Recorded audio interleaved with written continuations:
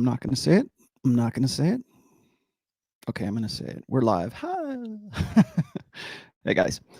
Welcome back to another stunning, exciting episode of Rollo Solo. Thought I would run this one by you today. I think I'm going to do a little bit more topical stuff. You guys can consider this a question and answer if you'd like. I think I'm getting into the swing of things with respect to picking up on people's questions. So if you want to throw questions at me today, you can as well. But we're going to be topical, I think, for today. Just a few things to get out of the way before we get started here. If you have not subscribed to this channel, please do. Also hit the notifications. For my shows on this channel, you can always depend on there being one on Wednesday and one on Sunday. So those are your regular times for me. I will have a new, well, actually, technically, I kind of already do have an essay up right now. I wrote about Dalrock last week just because the spirit moved me, so to speak. So have a look at that if you haven't already. Rollo. Dalrock has decided that he is not going to take down his blog. I think he's just going to suspend creating any new blog or any new material for a while. I finally had a chance to talk to him. Let me know if my audio is okay, guys. I'm going to pop myself up a little bit here more. And so I talked to him a little bit, just briefly via email. Usually, if I have a question for him, I bounce ideas off of him, but this was more kind of serious about what it is, the future of his blog. And he was just saying, he's tired. I guess he's reached a point of burnout, or, he was saying, he was kind of laughing it off. He says, I'll probably stop blogging for a couple of months until some big issue or big topic comes up, and then he's going to pick it back up again, which I guess I can sort of see myself. I guess I didn't really talk about last week, but in that essay, I also asked the question whether or not blogs are actually relevant anymore, or are they? I don't want to say that blogs aren't relevant. I think they are. I think it's just more relevant to the person doing the writing than people reading, because I think we consume content or consume information, I guess, differently now. Back in 2007, 2008, 2009, blogs were a big deal because everybody it was much more difficult, I should say, for anybody to have a YouTube channel. That's not to say that there weren't, but remember, YouTube was privately owned until Google decided to buy it out, and I believe they bought it out in 2010 or 2012. I can't remember. But Google has not always been the owner of YouTube. And there was a time where YouTube was just a collection of people, uploading funny videos. And now it is almost, in some respects, it's a bigger media platform than some commercial television. Actually, I would say a lot of commercial television stations and the traditional, I guess what we're calling legacy media right now. So it was much more difficult to produce a show. You had to have a lot of special equipment. Laptops back then didn't even have webcams, so it was a lot more difficult to do it. I know, because I was on a few gaming podcasts back then, and it was something that was really difficult to do. And you had to have a dedicated, if you wanted to have phones in, you had to have a board, you had to have it was like running a radio, a real radio production.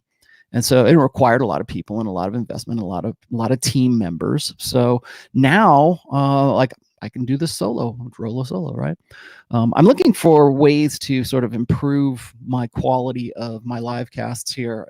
As you guys probably know, the only thing I really do is live casts.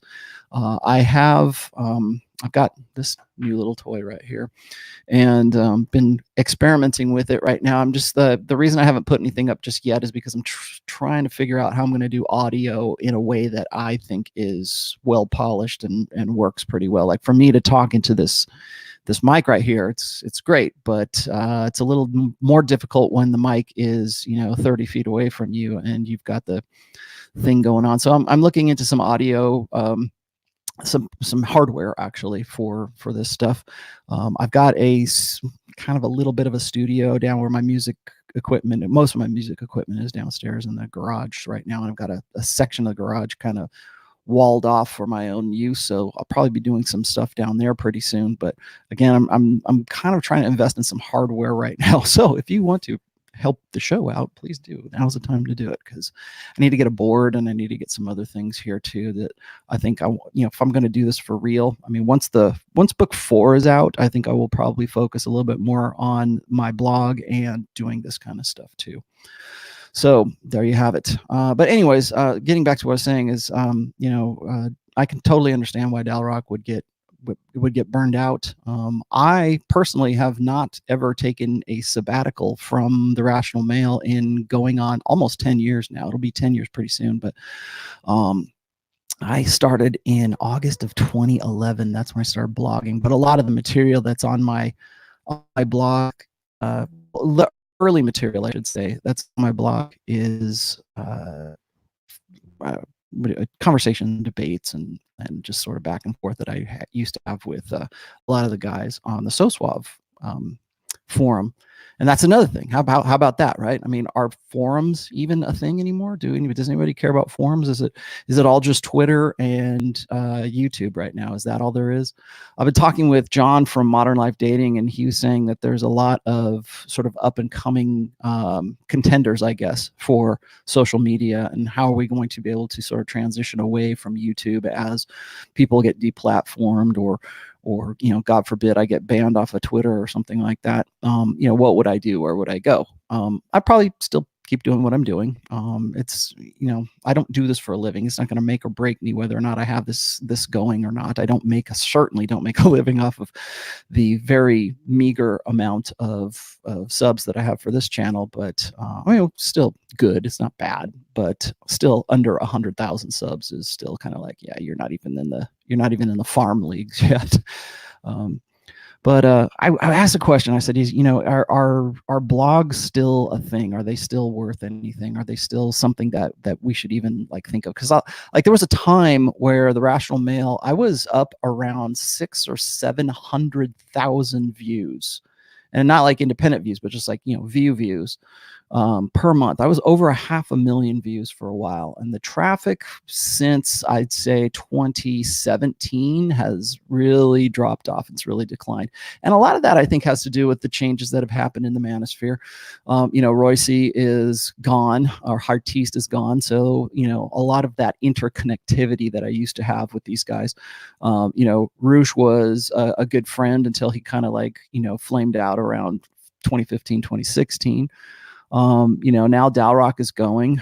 A lot of this, I guess it's sort of, I don't call it inbreeding, but sort of like cross-pollination, I guess, of different blogs was a big deal. It was something that you kind of, you were glad to have back in the day. And now, it's funny. I see Mike Cernovich, he had Danger in Play for a while, then he let that just sort of drop, and then he came back to it for a little while, and now he's dropped it again. And I think it's funny to see how a lot of these guys who are, technically, 10 years ago, I knew Mike, I knew Roosh, I knew Dalrock, I knew all these guys. And it was a different environment back then. And I'm wondering now just whether or not the idea of a blog is even a big deal, or if it should be a big deal anymore. I am never going to stop writing for the Rational Male, simply because that's where I hash out my ideas. So for no other reason than my own, thinking or coming to ideation, I guess is what the word I'm looking for. For my own ideation, I won't ever abandon the Rational Male. Right now, I've gone from, right up until about 2017, I was writing pretty much once a week. You could expect one post a week from me. Prior to that, really, even in 2011, 2012, 2013, I was doing, and some days I was doing a post every day. And then I thought about it and I go, you know what? I need to start concentrating on the quality of the post rather than just to post. So I decided, it would be more important for me to craft a post. And I, right now I still do this today is I'll have at least 4 or 5 other posts going simultaneously in my drafts folder. to decide whether or not, I want to pursue those, or maybe something else will come up, or I'll be in the middle of like a really epic kind of post, or at least epic that me thinking that it's epic. And then out of the blue, something will happen. Like some big social event will happen, or Prince Harry will say something, or some other, something will come up that will give me another idea, and I have to immediately write it. And like I said, I'm looking at 4 or 5 different notebooks that I have here just on my table that I use just to collect things. So, I don't know, man. I kind of have mixed feelings about Greg Adams, only because I don't think Greg Adams is a MGTOW. I think he's definitely red pill, but I don't think he's MGTOW, and I'll explain why I think that later on. But I think that's just sort of his shtick, and I have to be a little bit more wary of guys right now. Whenever somebody says, "Hey, you need to check out this new dude," and I'll be like, "All right," so I'll go look it up, and so sometimes I'll be like, "Oh, okay, that's good," or that's stuff that I've already covered before, and these guys are just now coming to it, and then I think, hey, did they think of this or they think of that or whatever? So there's those kinds of guys. There's the kinds of guys that I just sort of look at and I go, oh, all right. And then there's every time I see a new guy, I have to run it through my grifter filter. And I'm not saying that Coach Greg is a grifter or whatever. I'm just saying that I have to run it through those filters, and I have to sort of decide what is worth my while and what is not now. Only not because I'm some badass or something like that, just because I need to right now, particularly in the middle of, just sort of in the end game of my 4th book, I have to really focus. I have to budget my time like crazy right now, because between all the stuff that I'm planning on doing this year, all the stuff I've already bought plane tickets for, and I've already got, hotels booked and everything.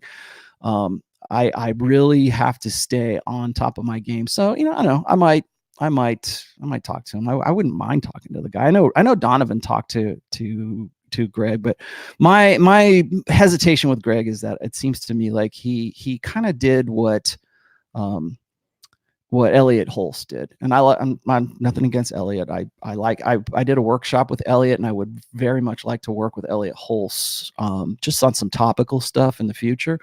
But when I first encountered Elliot, he was all gung-ho about MGTOW. And I'm like, okay, but do you even know what MGTOW is? And it was clear to me that he was talking about red pill principles, but he was trying to apply the idea that, he didn't know what red pill was. He just knew that this is MGTOW. So he starts talking about it, and he wanted to get in. And to me, that means he's looking for a niche, or he's looking for a new audience. And most of these guys do, right? If you're a coach, technically that's what Elliot was. Coach Greg Adams is definitely a coach, or Coach Red Pill, or 33 Secrets guy. I have to run all of that stuff sort of through my grifter filter. And I'm not saying he is. I'm just saying that when I see people label themselves as certain things, it's usually because they want to adopt that moniker. They want, like, the red pill is just a loose brand. It's a brand that anybody can say, I'm red pill. And it's this, I said this before, and I know Sandman and I know the rest of these guys are going to just jump all up my shit about this, but here's the deal. Here's the deal. Back in 2015, 2016, everybody wanted to call themselves red pill. Fucking Paul Elam wanted to call himself red pill. After throwing all the red pill guys under the bus, after all the bullshit that happened with Elliot Rodgers, after all the crap that had happened between, say, like 2012 and 2015 in those 3-year spans, they didn't want to have any, especially if something bad happened in the mainstream media, and they would say, well, these are MRAs, and they'll go, no, we're not MRAs. Those people are the guys who killed all those kids or killed all that, whatever. Those aren't MRAs. Those are red pill. They wanted to wipe it off on any PUAs, red pill, whatever. But then here's the thing: is that they went and wanted to call themselves red pill when they thought it was going to, the brand or the brand recognition of red pill was going to, boost their own recognition. And I talked about this in 2017 and 2018 that the red pill is a loose brand. Well, guess what?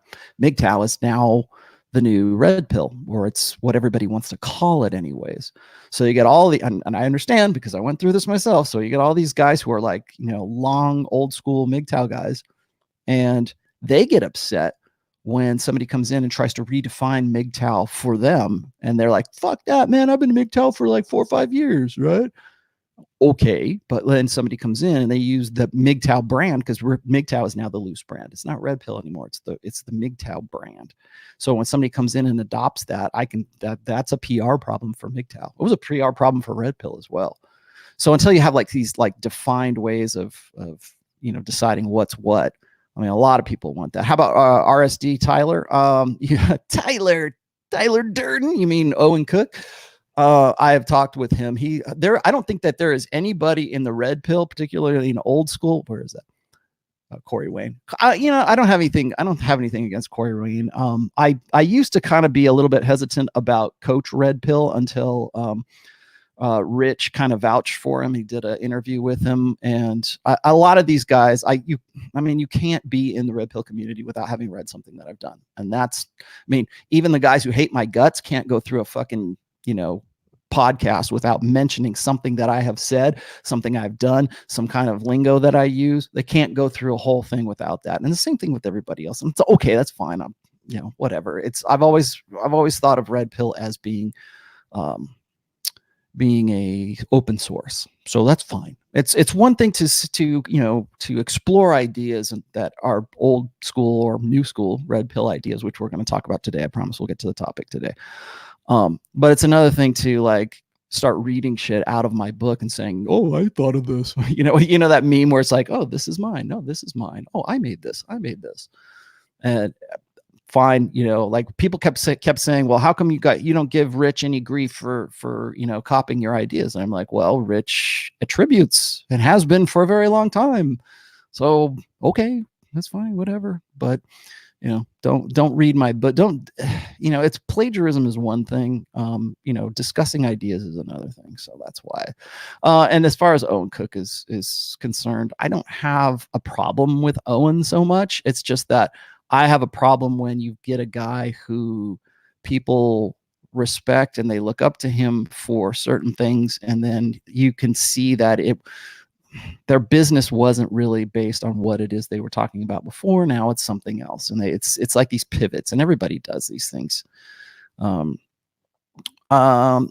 talk about some other stuff later on here. I do want to get to today's topic though. So, today's topic is, can women be happy? And speaking of cross-pollination, I kind of picked up on this topic today from a new guy. Well, kind of a new guy. He's only got like 360 subs. He's a guy that's on Rich Cooper's his private group, and his name is Paul Janolis. And I've talked to him before. I think I've talked to him on Rich's show a few times, and he's a good dude. I think he's military. I think Rich was saying he does a lot of his podcasts from Afghanistan, because I think he's deployed right now. And so people were throwing this video at me, and I'll put it later on in the description there. But it was a really good video, and I can tell a guy who's a newbie, and that's fine, cool. But I thought about this, and I go, you know what? Maybe expand upon this. I didn't think he was wrong. I thought he did I think he did a really good job with exploring the idea of, should it be a man's responsibility to keep a woman happy? And right now, just even me asking that question, I'm sure there's a segment of guys who are going to go, fuck that, man, me too. Okay, whatever. But I thought about this, and I go, that would make a pretty good topic, and maybe just expand upon what it was he was talking. He wasn't wrong. I'm not going to go into, say, oh, this is a takedown video. It's not. I just think he didn't like hit all of the topics that I would have. So clearly, like, if you ask a woman, everybody has asked this at some point, I think, particularly if you're blue pill, particularly if you used to be blue pill and you're unplugged yourself. If you weren't a natural alpha, you probably asked some woman this at one point in your life: what do women want? And the answer to that is always more. That's what women want. They always want more. There's always something else. And one thing that Paul was saying, and it's sort of like towards the end of his video, he was saying that women they can never be content, and so if they can't be content, then whoever they are with doesn't get to be content either. And that's where I want to start with today. So one of the things, I mean, there's really kind of 2 points to understanding, contentment, really. And I wanted to, like, I was thinking about this, I was writing some notes down, and I was looking through some of my old posts, and I thought, where have I talked about this before? What is really sort of the core? What is the meat of all of this? And so I was like, okay, first of all, it's contentment versus discontentment. And I talked about respect, and I've talked about love, and I've talked about the differing ways that men and women approach certain things. Like love is an easy one. I've talked about this before. It's like, men tend to approach love idealistically, and women approach love opportunistically. Again, that's not an insult on women. It's just simply how the mechanics operate. So however you choose to, interpret that, that's fine.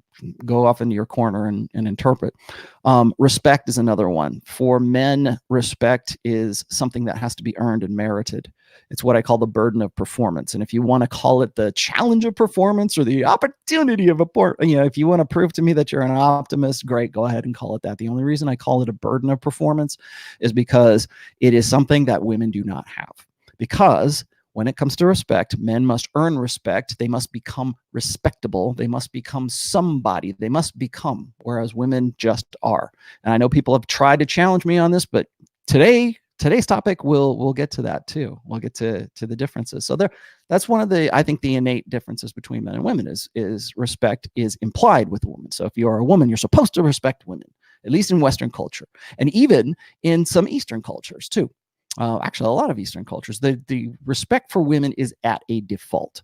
So if a woman is of reproducing age, we're supposed to respect her simply because we want to earn her approval, we want to appease her, we want to find some way to stand out so that we look at least as if we are at the top of this hierarchy, we're respectable, and then women will choose us. Now, this is a sort of a basic biological evolutionary principle. And what that means is, like, sperm is cheap, eggs are expensive. So that right there is something I want you guys to bear in mind as I move along here. So if respect is something that is a different, like, men and women approach respect differently. Love is something that women and men approach differently. Also, contentment is something that men and women approach differently. And I'm gonna throw out my own personal belief about contentment, and that's this: is that I don't believe that human beings were designed to ever be content.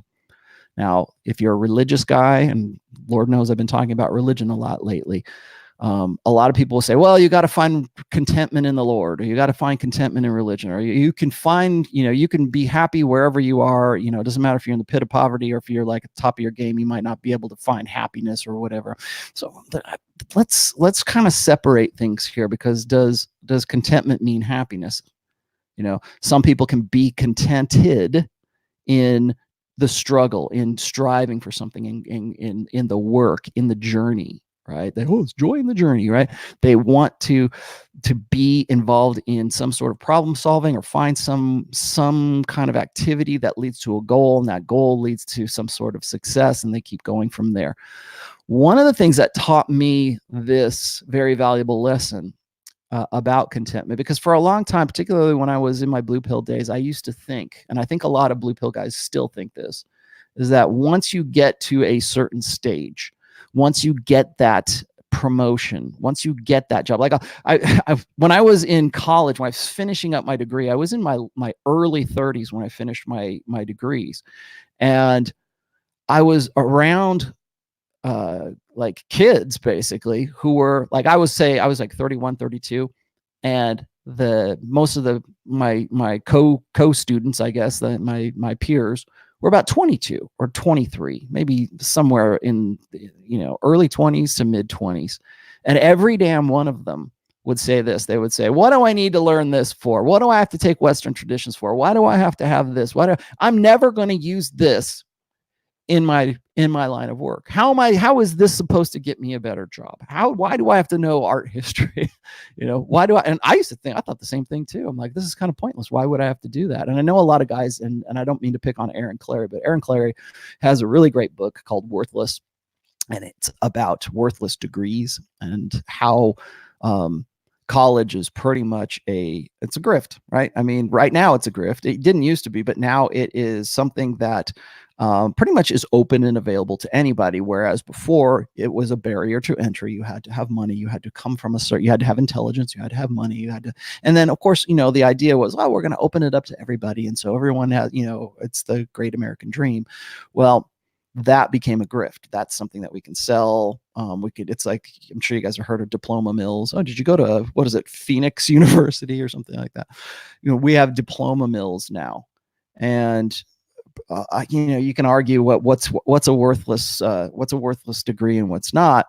But the mentality is that why do I need to bother becoming an educated person if I'm never going to use that education in what it is that the field of work that I'm going to choose? And I've always said this, is that it is its own reward to be an educated and intelligent person, to be able to converse on a broad, number of topics. And so I've always felt that kind of way. And when I was in college, I'm kind of glad that I finished up college later on in life. And people who are wondering why I did that, a lot of reasons. The first one was when I was in my 20s, I was in no way interested in any kind of college. I was in the Hollywood metal scene of the late 80s and early 90s. And I also happened to have the misfortune of dealing with a borderline personality disorder girlfriend for about 4 years. So I was making up for lost time, for sure. And I had to pay a pretty high price for that. But that said, I was very glad that I got, I did it later in life, because I think it was a little bit more mature. Because had I went to college to get that degree back when I was 22, I don't think I would have appreciated it in the same way that I do now, really, or back when I was 32. So why am I saying this? Well, I think a lot of people think that contentment is sort of like the pot of gold at the end of the rainbow. Like, you have to get to a point where it's like, okay, now I've got this piece of paper, this diploma. So now I've got to find the challenge of getting into a corporate environment or corporate America. And I'm going to go get my job, or I'm going to start my own business, or I'm going to start my own studio, or I'm going to start whatever. I'm going to do these things. It's a struggle. And for guys, there are guys who really want the struggle, and then there's guys who are just kind of like, whatever, kind of easygoing guys who think that they're content until, they beat the video game, and then they need another video game. So I really think that human beings, men and women, are not made to be content, because that is really, I think it's a core strength of just our species, is to be discontent. And I think that really, and I'm not going to go and follow the Jordan Peterson line where I think everything, it's like, what is it? The Buddhist thing, life is dukkha, right? Life is misery. Life is suffering. I don't believe that whatsoever, but I do believe that it is impossible to find true contentment in this life, because as soon as you achieve those goals, as soon, like, this is what happened to me. Once I got my degree, I'm like, what's next? Now, what am I going to do? Because getting up to that point, you're focused on what it is that you want to do. And you think, okay, well, maybe what motivated you was a better life, or doing something that you feel really passionate about, and hopefully it becomes your vocation. Once you get that, then you realize, okay, I can do more. There's a time, gosh, I don't think I've ever said this before. There was a time when I wanted to teach. All I wanted to do was teach. In fact, I did. I was an adjunct faculty teacher for a while at a community college. Well, it's in Northern California. And I thought I wanted to do that for a while. And that was one of the things that prompted me to go back to school, was that I wanted to get teaching credentials, and I wanted to get, at least a bachelor's degree, because, for adjunct faculty, that was all it was required. And I thought, well, I'll do that. And I thought that would make, that would put me on top of my game. Man, I'll be making $50,000 a year. That's awesome. I could totally have a family on that. And now I look back on that and I kind of laugh, because I went from one thing to the next. And I talk to kids like that are my nephew's age, and they don't know what to do with themselves. They're purposeless. And this gets back to the discontentment of most guys. I think women right now have been sold the idea, the male idea of contentment. Like, you can find contentment if you do this, if you get the degree, if you do that. And I think because that's the sort of the new market right now, because women are getting more degrees, when more women are in college right now, more women are entering the workforce right now. And it's not because women are just these go-getters and they're motivated and everything else. I think it's really more as a result of a marketing ploy that's been going on for certainly since the late 80s.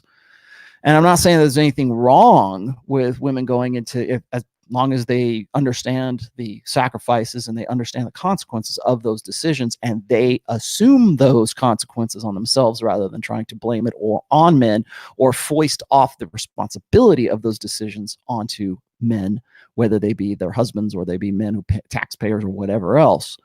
But if you want, go for it, man. I mean, my daughter's going to get, she's graduating with honors this year, and she's going for her master's degree right after that. So I'm very proud of her, right? But I told her this. I said, look, once you get to that point, there's going to be something else that you want. You're not going to be content. The state of humanity is not contentment. And if it is contentment, it's only for a very short while. It's only you're content for 6 months and you go, oh, this is cool, but I want more. I can do more. I can create more. I can do more things. And I think this is really important for men, primarily because men are problem solvers. We need a problem to solve. In fact, if we don't have one, we'll find one. We'll find a way to solve a problem. We want to be useful. We want to find a purpose. That's why I have a real tough time with Peterson talking about how life is just suffering, and the best way to live a life is to find ways to mitigate that suffering. Bullshit.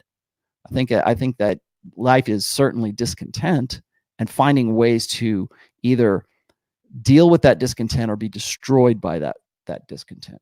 And that's where I was going with this, is like, I don't believe that human beings are made to be content, but we have to find ways to deal with our discontent constructively, creatively, or we can do it destructively. And I'm sure you guys, I don't have to give you any examples of guys who are destructively discontent. That's easy to find. It's guys who are motivated, who are discontent, and they use that discontent to create something, to build something, to solve a problem, to become better, to strive for something more. And I think a lot of guys, when we talk about type A personalities, or we talk about guys who are alpha males and we're going to go and start our own business, we're going to do these, and we're very, very motivated and very, very driven to do things. Those are the guys, I think, who accept, whether they acknowledge this consciously or not, but they accept that they're never going to be content, and they become their own mental point of origin. For those guys, I think mental point of origin is actually kind of easy to come by. And so they take that and they drive forward with that, and they understand that discontentment is not something, I say, oh, the burden of performance. Okay, well, the opportunity of performance, the challenge of performance, whatever you want to call it, how are you going to deal with the discontent that you're going to feel? And you get to contentment, and you get there, and you're like, oh man, I'm living the life. I got a yacht. Awesome. Okay. But now what? Can I just like play video games and jerk off on my yacht now? I could have done that without a yacht. I don't have to do that. I don't, we constantly talk about the Lost Boys generation, the guys who are purposeless. And another point of disagreement I have with Dr. Peterson is that he focuses he wrote a book called Maps of Meaning, right? It's all meaning. Everything's meaningful. You have to have meaningful sex and meaningful life and a meaningful family. And for men, it's purpose. It's finding that purpose. And that's where I think the millennial generation, for sure, and certainly the next generation, the incoming generation, whatever, Generation Z or whatever, like my nephew is 21 years old. And his generation are also suffering from this. They're also trying to find something to do with themselves. Like, what? Great, we finally reached the point where guys don't have to do jack shit. And this is one thing that Paul was talking about, is that, some guys are just simply content to just sit around, jerk off, and have a job that allows them to do a few things. And then what happens is old people who are still stuck in that old order way of thinking, traditional conservatives, who are still wondering what the hell is wrong with this generation of kids, they look at this and they go, they don't understand all of the steps and everything that sort of led up to this generation of purposeless, lost boys who don't want to do anything. And so what do they say? They say, well, you guys just are trying to perpetuate your adolescence, or you just want to have fun all the time, and you're not taking on the responsibilities that a man does. And so it becomes an issue of responsibility versus authority. I've talked about that before. I'll talk about that later. It's not really, it's kind of off topic, but what is on topic is contentment. And so how do men apply themselves to discontent, and how do women? And what is it about discontent that inspires men and motivates or kicks women in the ass, or causes women to worry? Who worries more? Who do you think worries more, men or women? I would argue that it is women. Women worry more. They're more preoccupied with the safety of their kids, how are we going to keep the lights on, how are we going to keep the heat on, where's the next meal coming from? And I think that women are more innately, naturally worriers, because there's a part of women's nature where they need to have that security. They need to know, they need to know how the end of the movie comes out, right? Have you ever been watching a movie, like a brand new movie? And I know a lot of guys thought, and this is a joke, right? Have you ever been watching a movie and a woman will come and she'll be, your girlfriend, your wife, whatever. She's there and she goes, what are they doing? And she looks at you like you have the answer, like the guy has the answer. It took me a while to sort of figure this out, because my wife's always done this. If we're watching something new, she'll ask me, why did he do that? Like, I don't know. I didn't write the fucking movie. I didn't write the story. But she looks to me to give her some security that, oh, it's okay. Don't worry. In the end, the good guys win. In the end, don't worry, the crocodile doesn't eat that guy, right? Whatever it is. But they want you, because they look to men for their security. They look to men to say everything's going to be okay. And so why is that? Well, because women are the weaker sex. Yes, I said it. They're a weaker sex, but I didn't say they're inferior. I just said they're the weaker sex, because it is up to them to gestate children, to worry about kids. Why are women solipsistic? Why do women need indignation? Why are women security seeking? Well, because they're weaker. That's why they look for in men. They look for a guy who's a protector. They look for a guy who's socially dominant. Whether they actually pair off with a guy like that is another story, but the innate hindbrain attraction, arousal to those guys. What is it about that guy? What are the characteristics and the aspects of that guy that turns her on, or makes her want to get with that guy in the first place, right? Competency, we know that. Security. These are all the beta buck side of hypergamy, right? Security, competence, understanding, maturity. Why do women generally seek out guys who are anywhere between 5 and 7 years older than them? Some people are saying 3 to 5. I would say, let's say 4 to 6. Let's round it off there. 4 to 6 years older than they are. I've seen stats that say 5 to 7. I've seen some others that say 3 to 5. So let's just say 4 to 6. Why is that? Why are women looking for an older guy? Because there's a hindbrain understanding that a guy who is older should have more knowledge. He should have something going for him. He should be able to solve these problems, because he's lived a bit longer and he's encountered these things, and he went to the military, he went to college, or he grew up on the farm, or he had something that gives him at least the air of seeming like he knows what the fuck he's talking about. When I talk about like mature man game, one of the reasons why I always tell guys that when they get to be like 45 years old and they find themselves divorced or whatever, I say, you know what, target women who are younger than you. Don't look for your peer group, because that's the first thing that women will say. Is they'll say, well, you need to go with an age appropriate woman. Like when Keanu Reeves got with his old looking girlfriend, women, oh, I love him even more. And then you go and you look at a guy like Leonardo DiCaprio, whose girlfriends tend to be like 20 years younger than he is. And guys go, yeah, I totally understand. Well, why are those women attracted to that guy in the first place? Why do women like older men, generally like older men? Why do they like taller guys? Because there's a security. They want to know, that everything's going to be all right. So they tend to worry more. They tend to be more discontent. They tend to be more unhappy. So when they're moving to, and happiness I know is ambiguous, and it's not something that we can really quantify, although some people try to do that. Now, one of the reasons I wanted to sort of tackle this topic is because I watched Paul Joseph Watson's recent video about no eggs, right? About how Instagram and social media culture, internet culture is pretty much motivating women to live the YOLO life. You know, you only live once, and to not worry about things, or to, like, TikTok now is a new big thing. You know, what is it? What are we using this new media for? We're using it to aggrandize women's egos. That's the purpose of TikTok now. Now, of course, that's not the only thing. It's, you can use it however you want, but look what women do when they have that new media, when they have an opportunity, when the barrier to entry, remember, barriers to entry are gone, and they have this new facility, this new way of doing things. What's the first thing that women do? They use it to aggrandize themselves. They dance around naked. They advertise their sexuality. So, you know, okay, I'm going off a little bit here, but the reason I wanted to talk about Paul Joseph Watson is because he was talking about how women get to a point later on in life where they can't lock down a guy, or they live the YOLO life until they get to be about 36 years old, and then they realize, I'm going to be single for the rest of my life. It must be men's fault, right? There goes, now we can return back to what I said about how I'm totally for women making their own decisions, and they can go do what. I don't want to control women. I don't have any desire to have, you know, repressive, oppressive control over women. All I want women to do is pay the damn rent, pay the dues. But, you know, right now, but see, here's the thing. I don't think that that'll ever be a thing, because most guys, their game is forgiving women of paying their dues. And that's where I'm going with the happiness thing today, is they want to say, it's okay.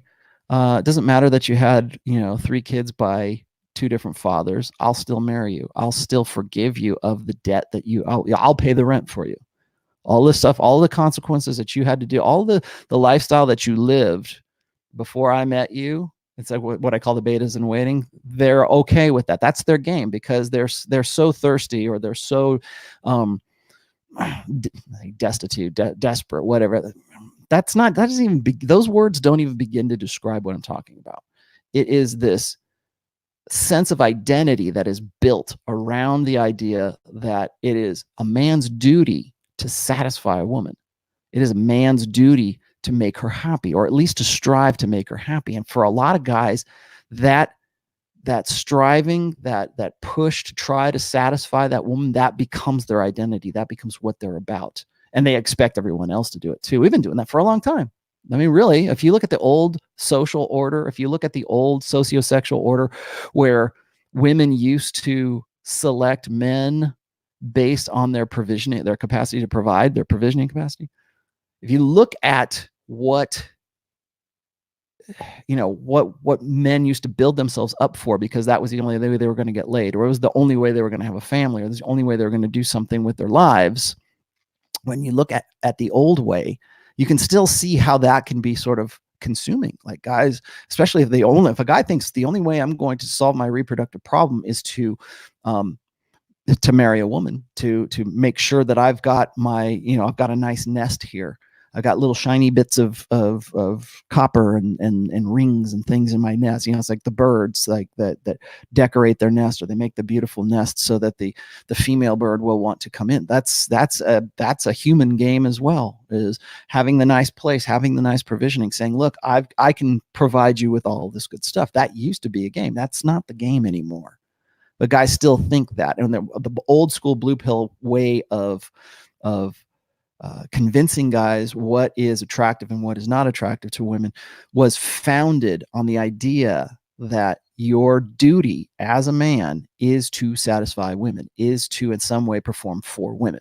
All right, I'll hold that thought for 1 second. I'm going to go and grab Matt's thing here. Matt says, rational male, help me get learned. Help me get learned about women. My girlfriend, you know, if you're not going to use proper English, I'm going to read hillbilly English here.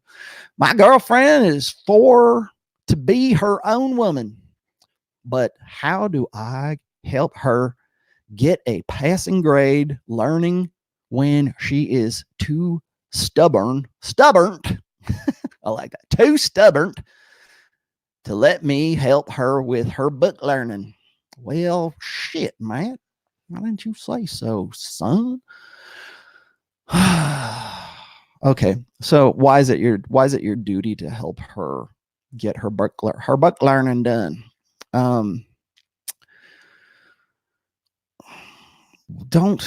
Okay, I'm sorry. I'm not going to goof on you. Never appeal to women's reason.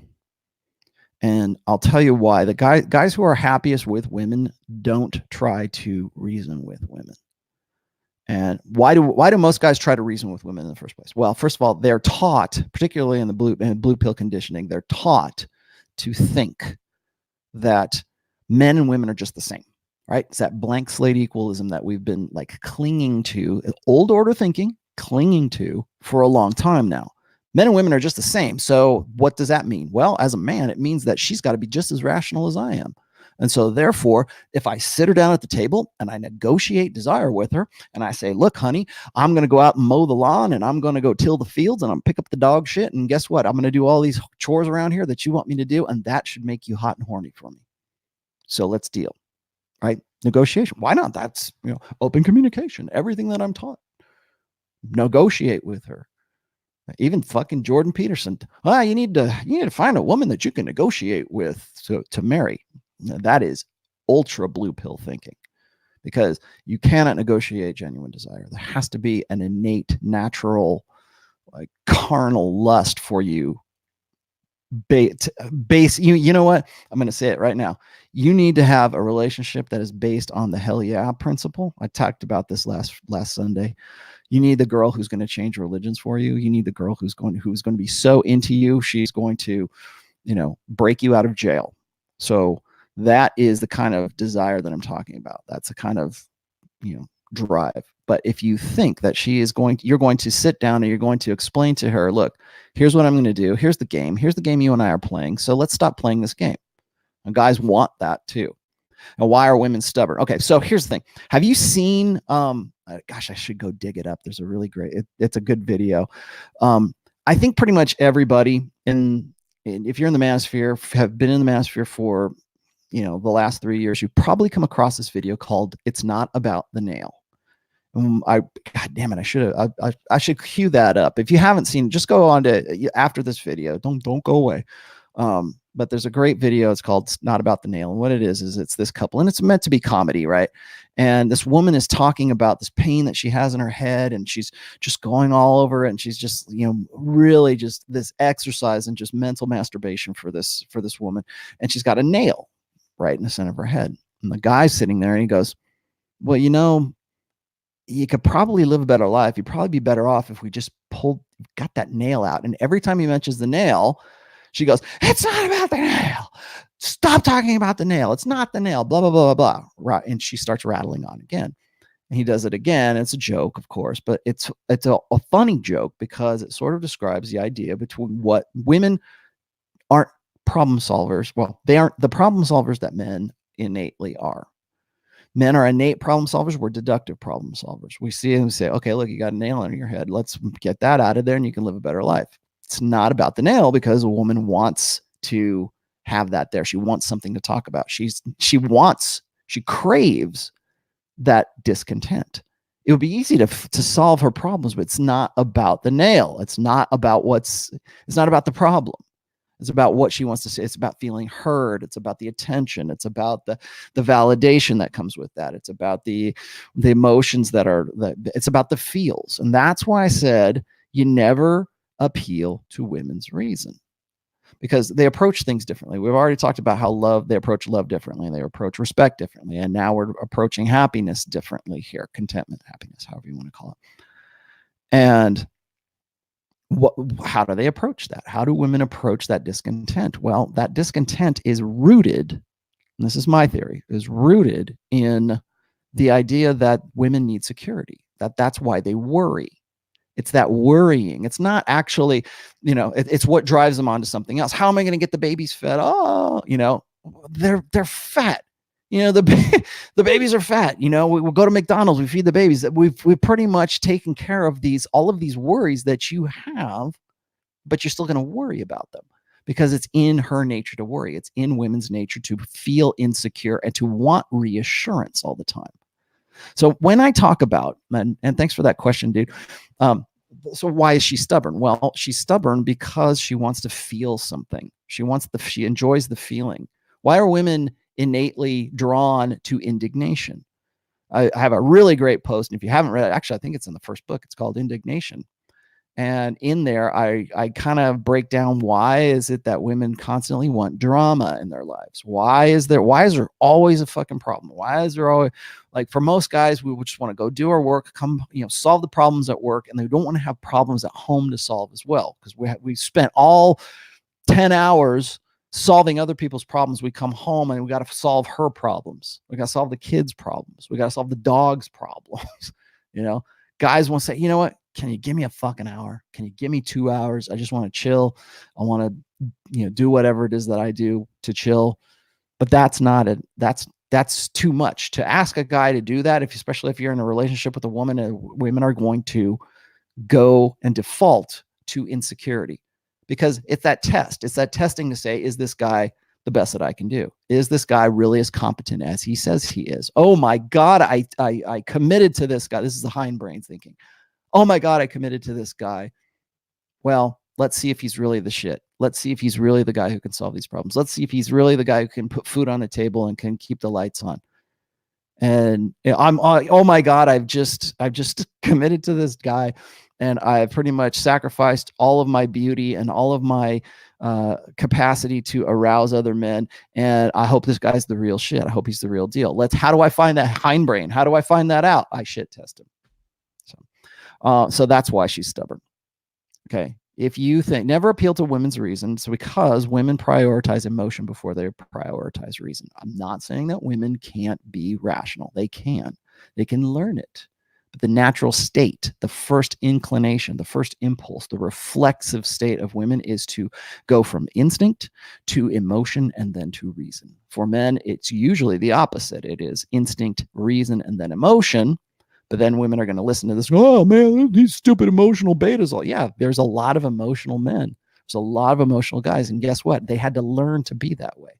When we talk about how boys are raised as defective girls, what those boys grow up into an adult, what they become? They become emotional men. That's why. So anyways, I'm gonna push on a little bit more here. I got a couple more. Let's see, John. Alba, whoever else is in here. Shit, I missed one. Sorry, man. Matt Finley. Thanks, Sam, for keeping me honest here. Was it Matt Finley? No, that was the other one. Christopher Baker. Sorry, I missed you there, brother. Who influenced your outlook on life? I mean, great philosophers, novelists, writers, thinkers, musicians, artists. What books influenced your outlook? It's hard to say, man. A lot of them. I am not a moral philosopher, in case you guys were wondering. I don't really even call myself a philosopher. I'm a guy who connects dots. I'm the guy who, hopefully this helps you out. I'm about as much of a philosopher as, like, say, a guy like Mike Rowe is a philosopher. It's not like common sense. It's just like, stuff that I've either thought of, or maybe I think too much, but let's see.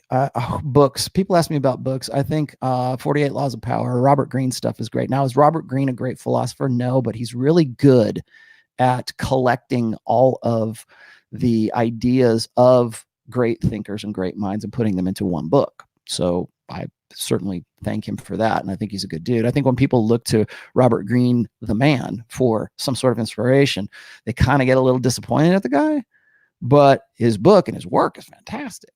So if I had to say that it's who has inspired me to different things, I mean, I've read the Bible before. Okay. So let's get that book out of the way.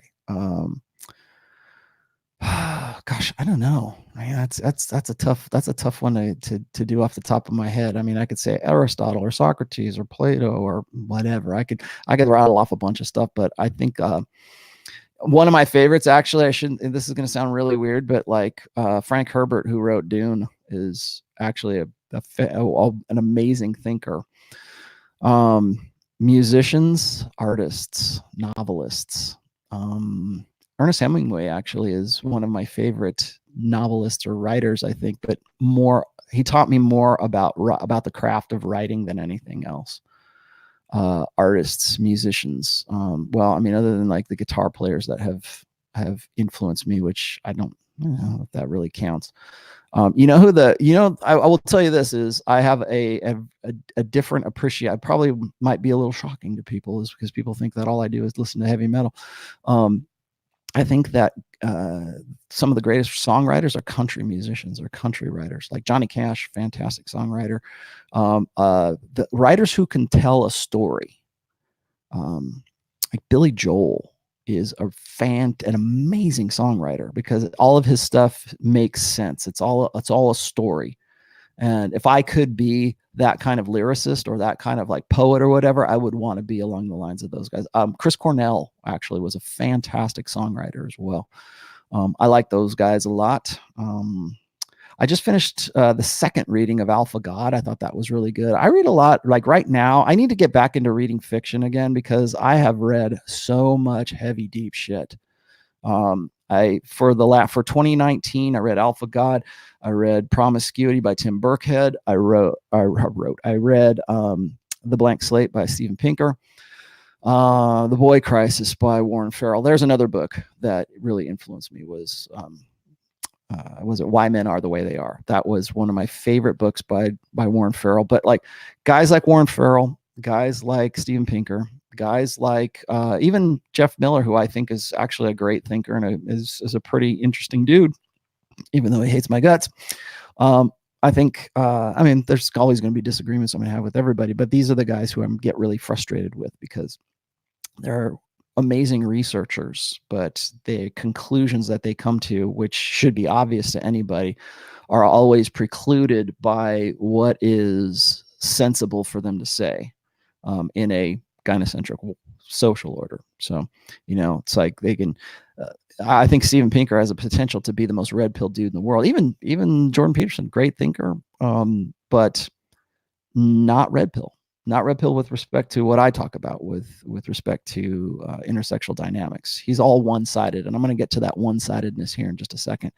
You know what, Chris? I should probably write a post or something and put some links or something like that. I'm not trying to turn anybody into me. It's just these are a few of the people who have kind of spoken to me.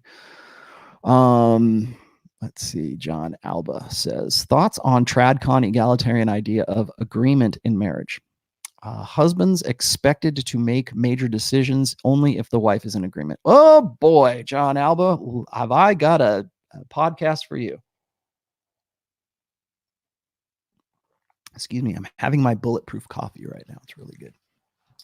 So I know exactly what you're talking about, and it'll probably be a topic of discussion that I'm going to have with a woman named Suzanne Vinker.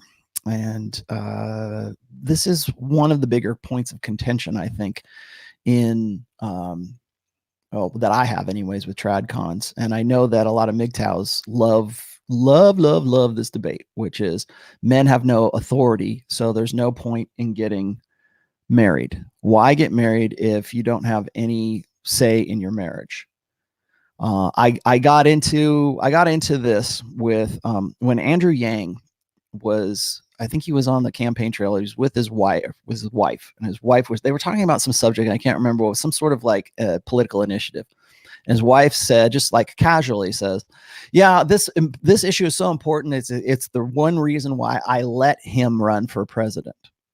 And when I hear that, I've heard that before, where I hear women saying, I let my husband do this, I let that. I hear that in church more than anything else. I hear that particularly in evangelical, churches or Christian, mainstream Christian churches.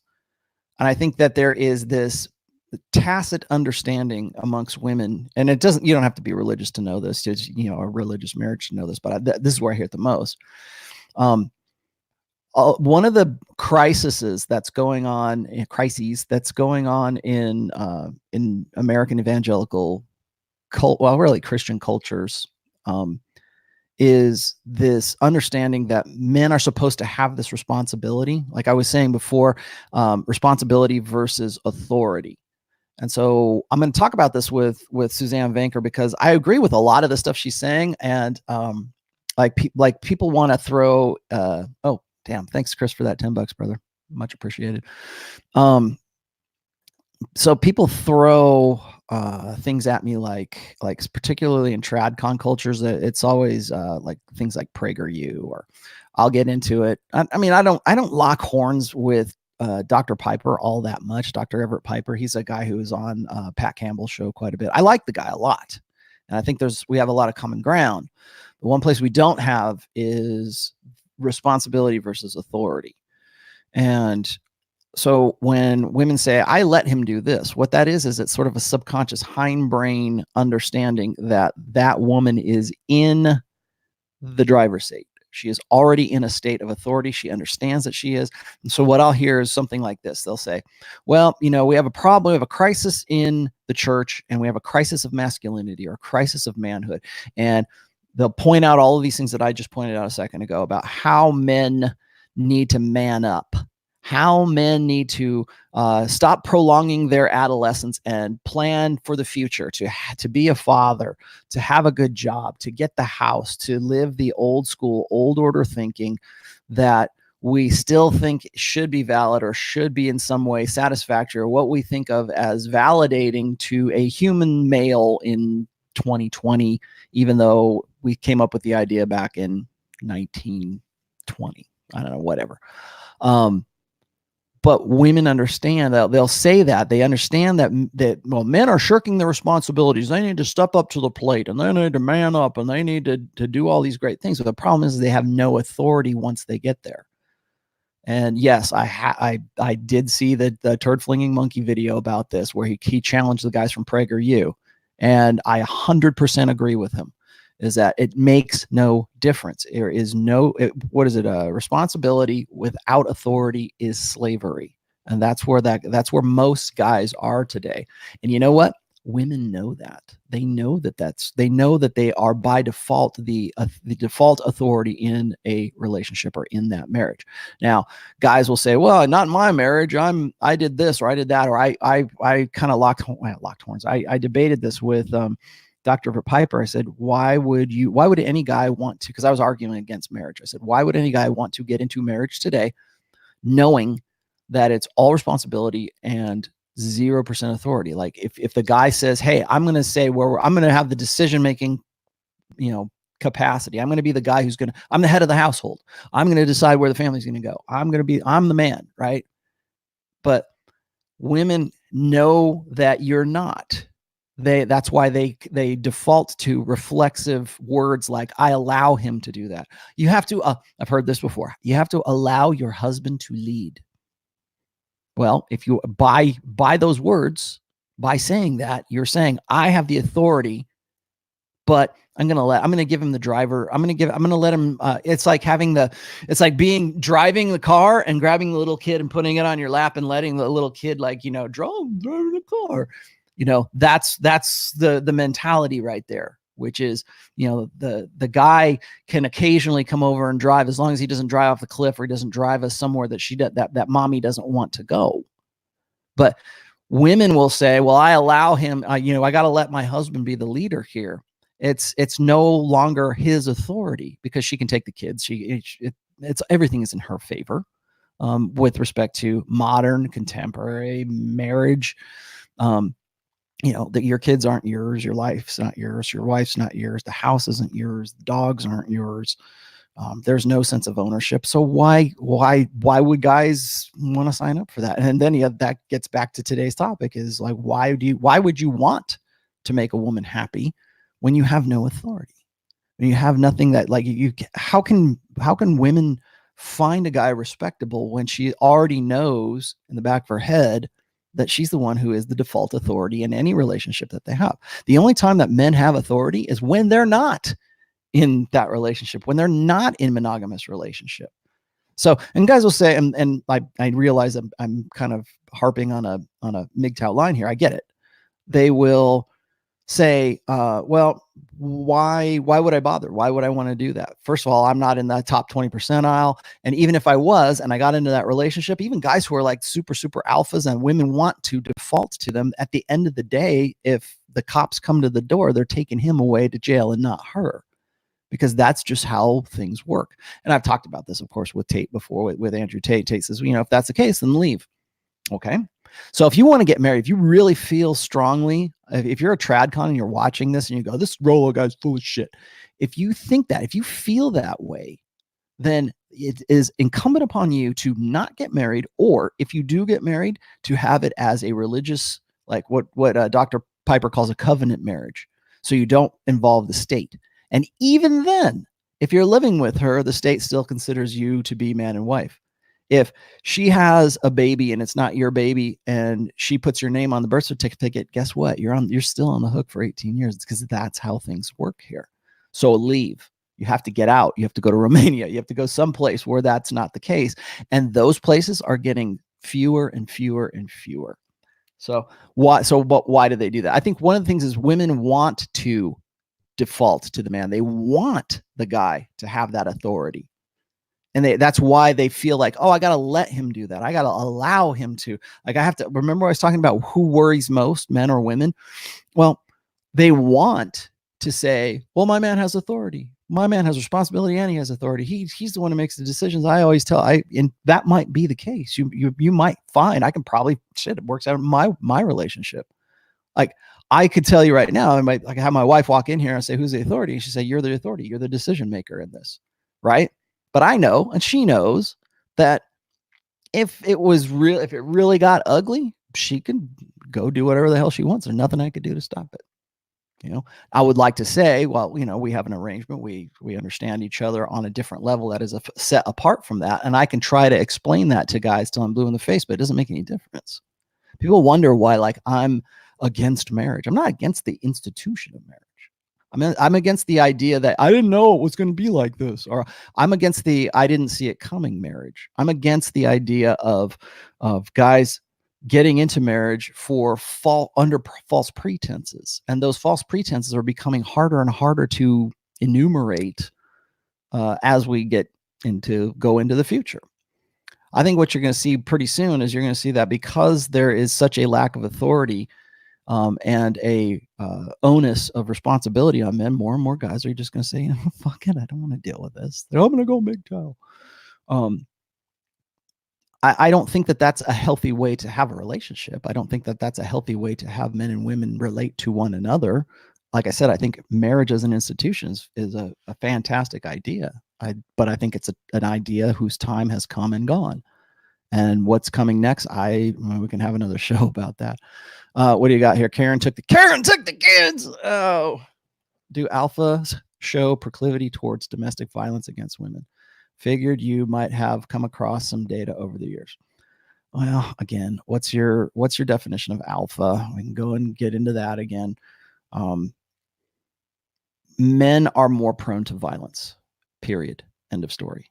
Men we have testosterone. We tend to be more violent. One of the takeaways that I got from Alpha God is Hector Garcia is very much a gender loathing kind of guy. He really does not like being male. He really does not like the idea of masculinity, and it oozes out of his writing. I'm going to talk about this on an interview, or like a book review, I guess, with Jack Napier and Rich Cooper in the coming weeks. It might be next week. I'm not sure when we're scheduling yet, but we're both done. We're all done. We're just sort of like deciding when we're going to talk about it. But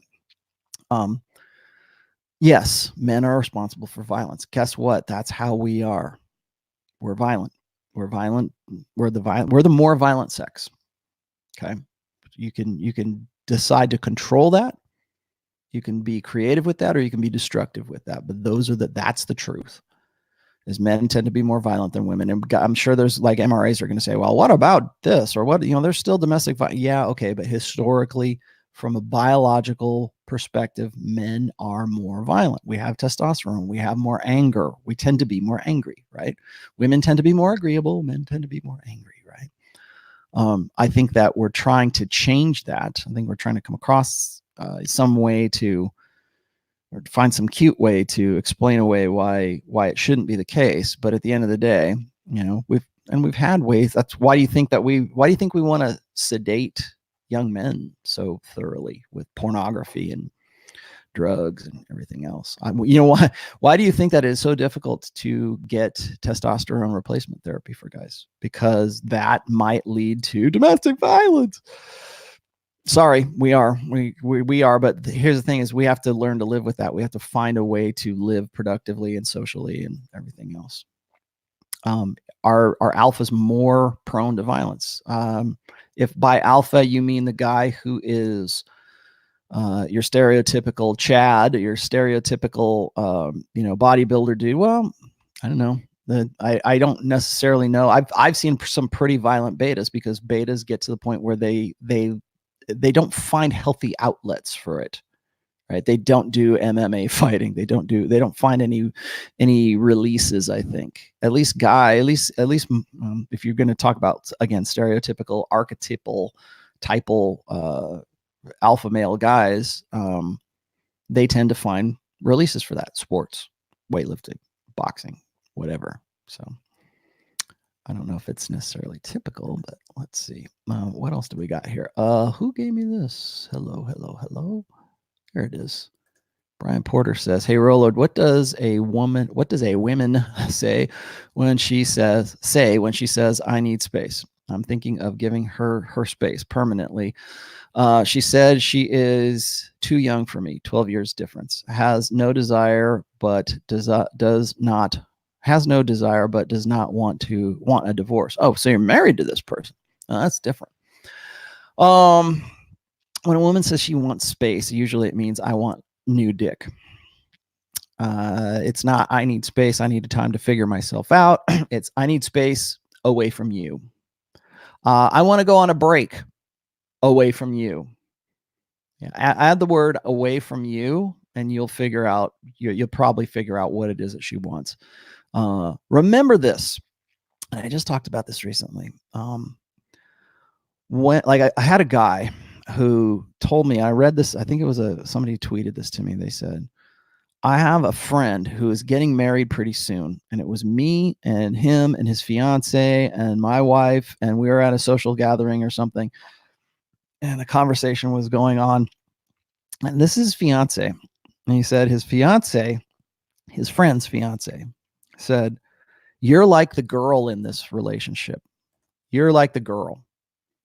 And he said he listened to that, processed it through his red pill lens, and he says, I want to tell my buddy to, call it off, eject next her, right? Because she sees him as the beta. She sees him as the girl. She's the one who is the decision maker. She is the one who's the authority in the relationship, and she is vocalizing this openly and overtly. So she's telling all of his friends, "You're like the girl in this relationship." Oh, that's funny. It's like, remember when I was talking about how girls like laugh and joke about a guy getting a vasectomy? It's the same energy. If you want to call it energy, it's the same motivation to do those things, right? I'm going to laugh at him. He doesn't have any swimmers anymore. Let's make some cutesy jokes about him. You're like the girl in this relationship. What those are overt forms of communication. Now, remember, when women communicate, generally when they communicate covertly. That is their preferred way of communicating certainly with other women, and they will default to that with men. They expect men to just get it. And I really need to do an entire video on the concept of just get it. But what I mean by that is they want that guy, at the core of a shit test is to find out if that guy knows how to play the game, if he understands what her covert message is saying to him. Like she just said, she wore something different, or she had a different facial expression, or she used a word she doesn't usually use, or she's being covert in subtle nuances, those kinds of things, subcommunications, and she's hoping that this guy understands. And so when the guy passes a shit test and he uses cocky funny, or he uses amuse mastery or something like that, those are the techniques, right? But when he does that, what that says is it communicates back to her, I know what you're doing, and I can play the game along with you. And she gets hot for that, because she's like, oh, finally a guy who just gets it. But when a woman has to default to overt communications, it means she has exhausted all of her covert means of communication. So when a woman cries, or when a woman says, "Get away from me, you jerk," when a woman says that, it means that She knows that whatever it is that she's saying that is so important that there can be no misunderstanding whatsoever. She wants you to get it. So if a girl says, "Stop touching me," or "Get away from me, you jerk," that's overt communication. Because women on some level of consciousness understand that men communicate overtly. And if the guy isn't the kind of guy who's just getting it and she really wants him to get away from her, she'd better tell him in no uncertain terms. So that's one way. It's easy. Like if I say, if she's crying, if she's screaming, if she's saying, "Get away from me, you jerk," you're pushing you away, or whatever body language is. Okay. She's leaning over into your form of, like a male form of communication, which is overt. Oh, okay. I get it. Why didn't you say so? And for guys, when we talk, it's, we mean what we say, what we mean.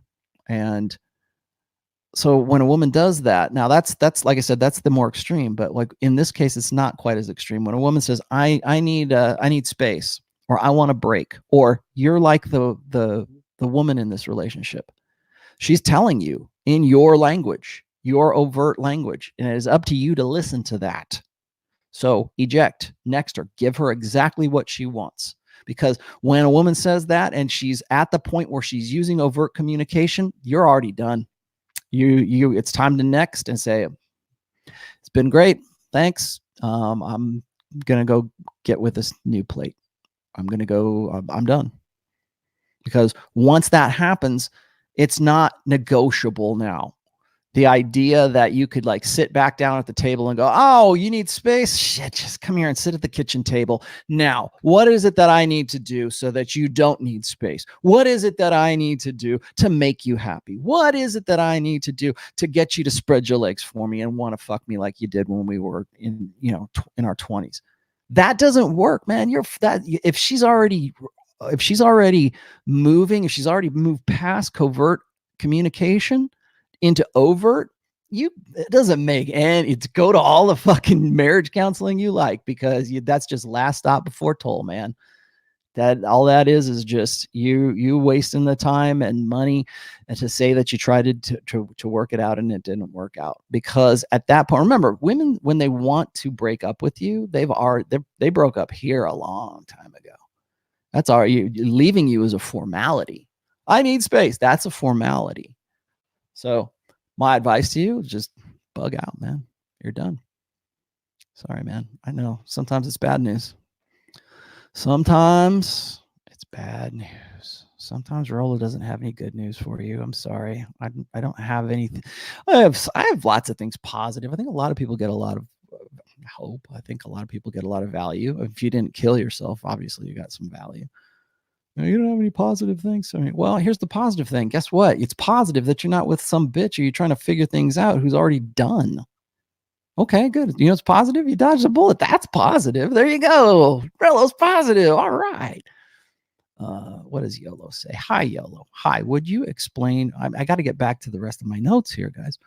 Hi, would you explain why feminine behavior energy grows through, you don't use the word energy, grows through praise in women, and masculine behavior grows through challenge in men? Well, what is energy? Okay. Women, remember, like, I think people overemphasize the idea of praise with respect to women. Do women need to know that you really you need to know he really loves me? There's lots of ways that you can express that have nothing to do with sitting down and holding your hand and going, "Really, I love you. It's okay." Women would rather be objectified than to be idealized. There's another quote, a Rollo quote right there. And what do I mean by that? Well, women would rather you look at her on a base level of arousal and really find her hot and attractive, and you really want to get after it, rather than you going, "Oh, babe, you're the greatest. You're the man. You're so hot." And put you up on a pedestal. Women don't want to be on the pedestal, man. That's what I mean by idealized. So women would rather be objectified than they would rather be than idealized, because idealization, it's cheap attention. Praise is attention, and there's different values to attention. There's different values that are associated with one guy's attention. Like remember the joke? What's the joke? It's the hot guy goes in and he's in the office and he's looks at the girl. It's a cartoon, right? He looks at the girl and he goes, "Hey, looking great, Susan." She's like, "Oh, thanks," you know. And the other guy comes in, big fat dude, kind of schlubby dude, and he says, "Hey, looking great, Susan." And the girl's like, "HR." She gets on the phone. "Oh my, HR, help me," you know, because one guy's, why is that funny? Because one guy's attention is more valuable than another guy's attention. So praise, be careful of the idea of praise. Because women will say, "Well, I would be so great if you would just tell me he loved me." You know what? For every girl that's like with an alpha guy who she's just saying, "I wish he would just show me he loved me," or "I wish he would just like, you know, be more, emotionally available. I wish he would just be," most of the women, when you hear women say that, it's not the guys that she's with is not a beta schmuck. He's usually an alpha guy who's concerned with his own thing and concerned with his, you know, he's his mental point of origin. The other woman is actually his job or his passions or his hobbies or whatever it is that he's pursuing. And he's, "I wish he would just take the time to hold my hand and watch a movie with me or do something sweet. Blah, blah, you know, let's go take a walk on the beach." For every woman that says something like that says, "I wish he would just open up and be more, would praise me more," there are 100 women who are sick to death of the beta male that they've married, and they're sick of his romantic gestures that are just constantly laid on thick. Because there's far more beta males than there are those guys who women want praise from. They want praise from an alpha. They don't want praise from the beta. And why? Because the beta's attention is cheap. It is low value.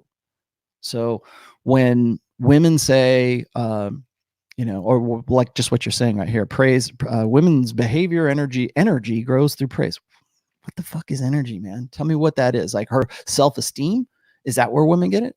Women's self-esteem comes from a lot of places. Yes, praise, certainly one. Also from indignation, also from attention, also from sex, from having really good sex. That makes them feel pretty good about themselves.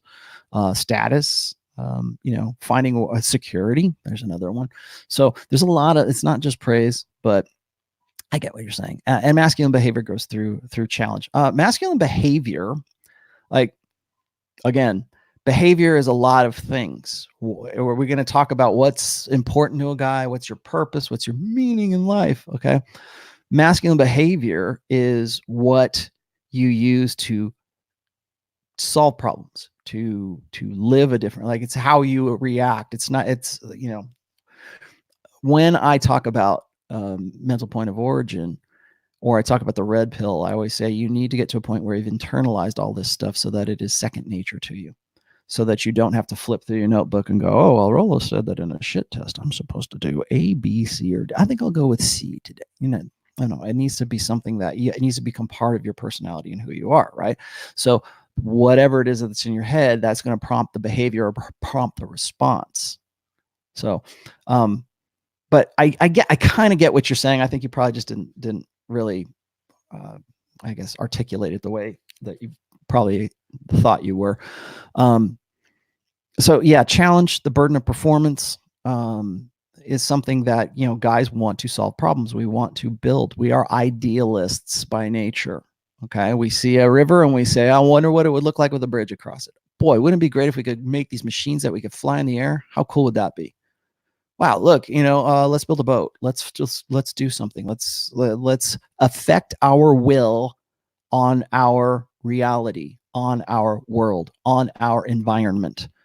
One thing I watched this, gosh, it was a horrible interview too, but I watched this horrible interview with Dr. Hector Garcia, and it wasn't him. It was the guy who was doing the interview. It was just, I could tell he was like sort of leaning towards like race realism or ethno-nationalism or something, and trying to get Hector to agree with him. And it was not going to happen.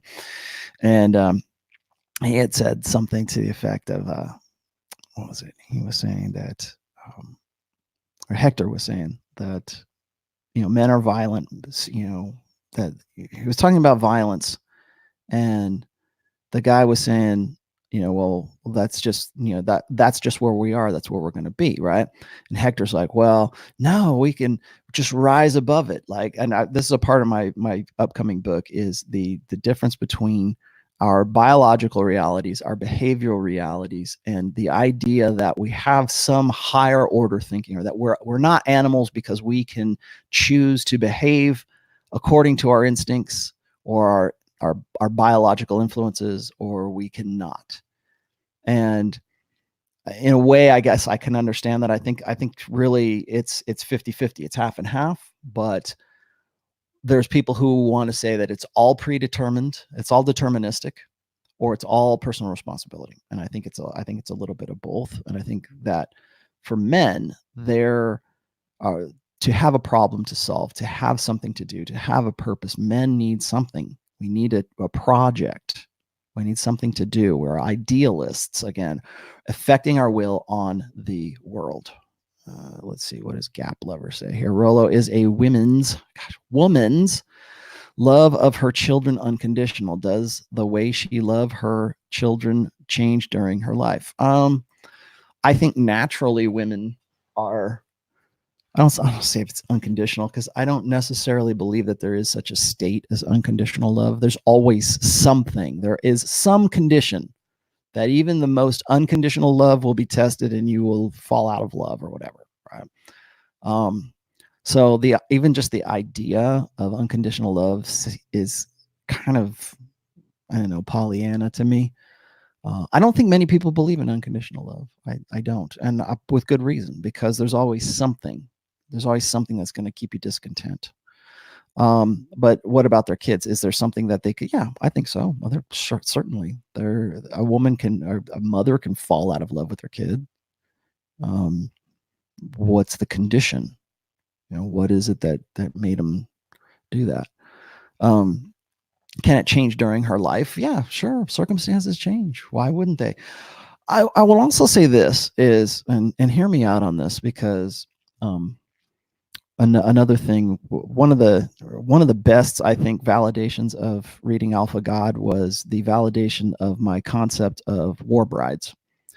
And in War Brides, it is, I wrote War Brides because guys were telling me that they wanted a reason. They wanted to know why it is that women can so easily move on from a breakup, and where guys tend to overinvest, particularly if that's their only, the only thing they got going, they tend to overinvest, and it's really hard for guys to break up, to get over. Whereas women tend to get over things a whole lot easier, especially if the guy was beta in the first place.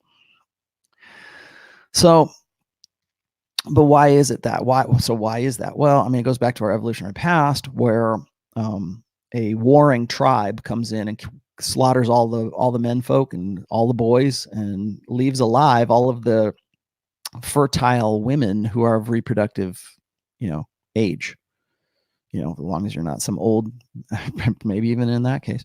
But what human beings have done, the violent men have done for a very long time, is to take over and take the resources, whether that's women or food or whatever, from a rival tribe. And so women had to develop or evolve a psychological mechanism where they can disconnect themselves from the deaths of their children, from the deaths of their husband or their menfolk, and to find some way to reconnect or to emotionally connect with their captors. It's like Stockholm syndrome. And I know that sounds really ugly, but infanticide is a fact of life on this planet. And I think it would probably help. It would have helped. I mean, I think this is the theory, is that it would have helped for women to develop the capacity to cut themselves off emotionally from children and from their prior lovers, their menfolk, because it was the only thing that would lead to them surviving and passing the genes on, their genes on to the next generation. So there you have it. Can women do that? Of course they can. And again, it's conditional. I don't think it's like a humanistic kind of thing. I think it's more of like an evolved thing. So there you go. What else is in here? What is this? Google 5 dancing Israelis. Cool. Probably not a good idea. So anyways, I'm going to continue on here a little bit more. So can women be happy? And I've written down a few things. Now we got to the idea between contentment and discontent. there, I think, is we need to also consider the difference between male happiness versus female happiness. What is it that makes a guy feel content, and what does it make a woman feel content? So those are some things that you need to look into. You need to consider, anyways. Do women need validation to be happy? That's another question I wrote down here. I think yes, and I just kind of covered that a little bit as well, with respect to attention, indignation. In the absence of indignation, women will create indignation for themselves, because they get off on the chemical rush that comes from indignation. So a lot of people will say, well, you know, I hate that. I don't want that drama, but that is part of women's nature, is a drama seeking, well, they have a drama seeking gene, right? And I know that that sounds horribly misogynistic, but look at what just look at the behavior. Look at what's the new one that's going on in the new show that's going on in, it's not Love Island. Is it Love Island? I think it's Love Island. Why is that a big deal? Why is The Bachelor a big deal? Why is daytime, talk shows? Why is The View a big deal for women? What is it about? What's the appeal? It's all drama. Who would want to watch that, right? Well, women do. So why? But I'm the kind of guy, you guys were asking me, like, who are my influences and stuff. I'm the kind of guy that just, I can't just drive the car. I have to know how to build the car. And so I ask a lot of questions that seem kind of obvious, and that's it's kind of a principle, I think, for evolutionary psychologists. And I'm not saying I am one. I'm just saying that it's questioning the mundane. Women love drama. Duh. Okay, but why do women love drama? That's another thing. Now oh boy, this is a really good one. So why do women love drama? And why are we where we're at right now? Well, think about it this way. Women are the primary consumers in Western society right now. So if you were a brand manager, if you had product that you wanted to sell, it doesn't even have to be for women. It could be for men, but you're going to market it to women because they're the ones who decide what kind of money gets spent. And hear me out on this. This is my theory, is that, remember when we were talking about how women need security? Now there's two sides. I should rewind the tape here a little bit. When I talk about hypergamy, and I'm going to talk about this with Dr. Smith on Monday on Rich's show, when we're discussing and debating. I should put that up there. When we're debating hypergamy has two sides. So it's alpha fucks and beta bucks. There's the alpha arousal side, where a woman wants to get with the best biological genetic specimen that she can have sex with. That guy looks good. That guy looks like somebody she wants to have sex. She wants the hot fireman. She doesn't want dad bod. She wants the hot fireman. Why? Well, it's genetic, right? That's where she's at. Beta bucks is all about security.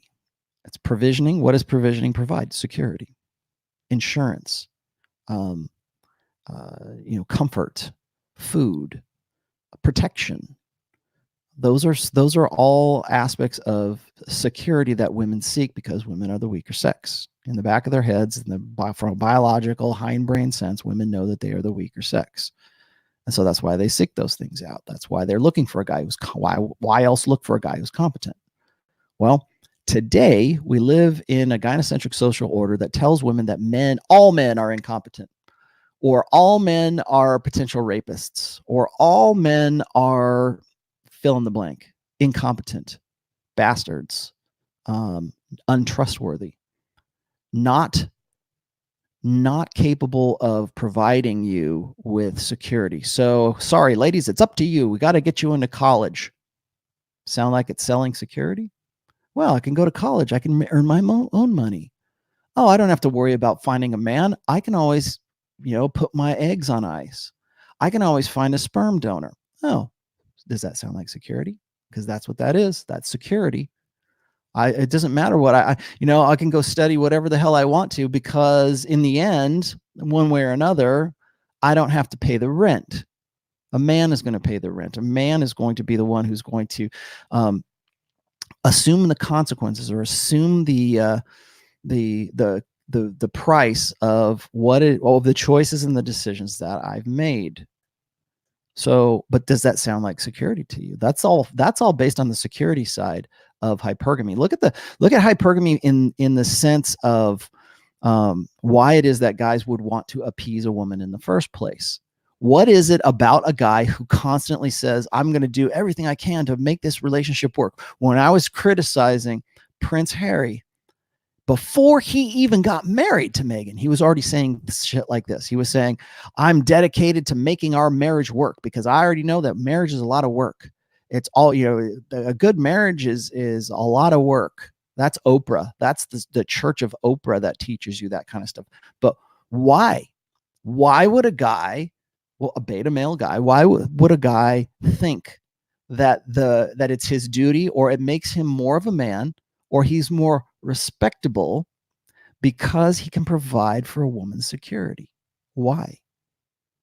Because women believe that they are in an insecure world. They believe that they are the weaker sex, that they are unprotected, that they need resources, that they need provisioning, that they need something. That's the beta bucks blue pill side, but that is the beta buck side of hypergamy. It's the provisioning side. It's the need for parental investment. I need a guy who I can fuck and have a good time, and it feels really good, and I've got great babies, sexy sons, but I also need a guy who's going to stick around and help me raise these things.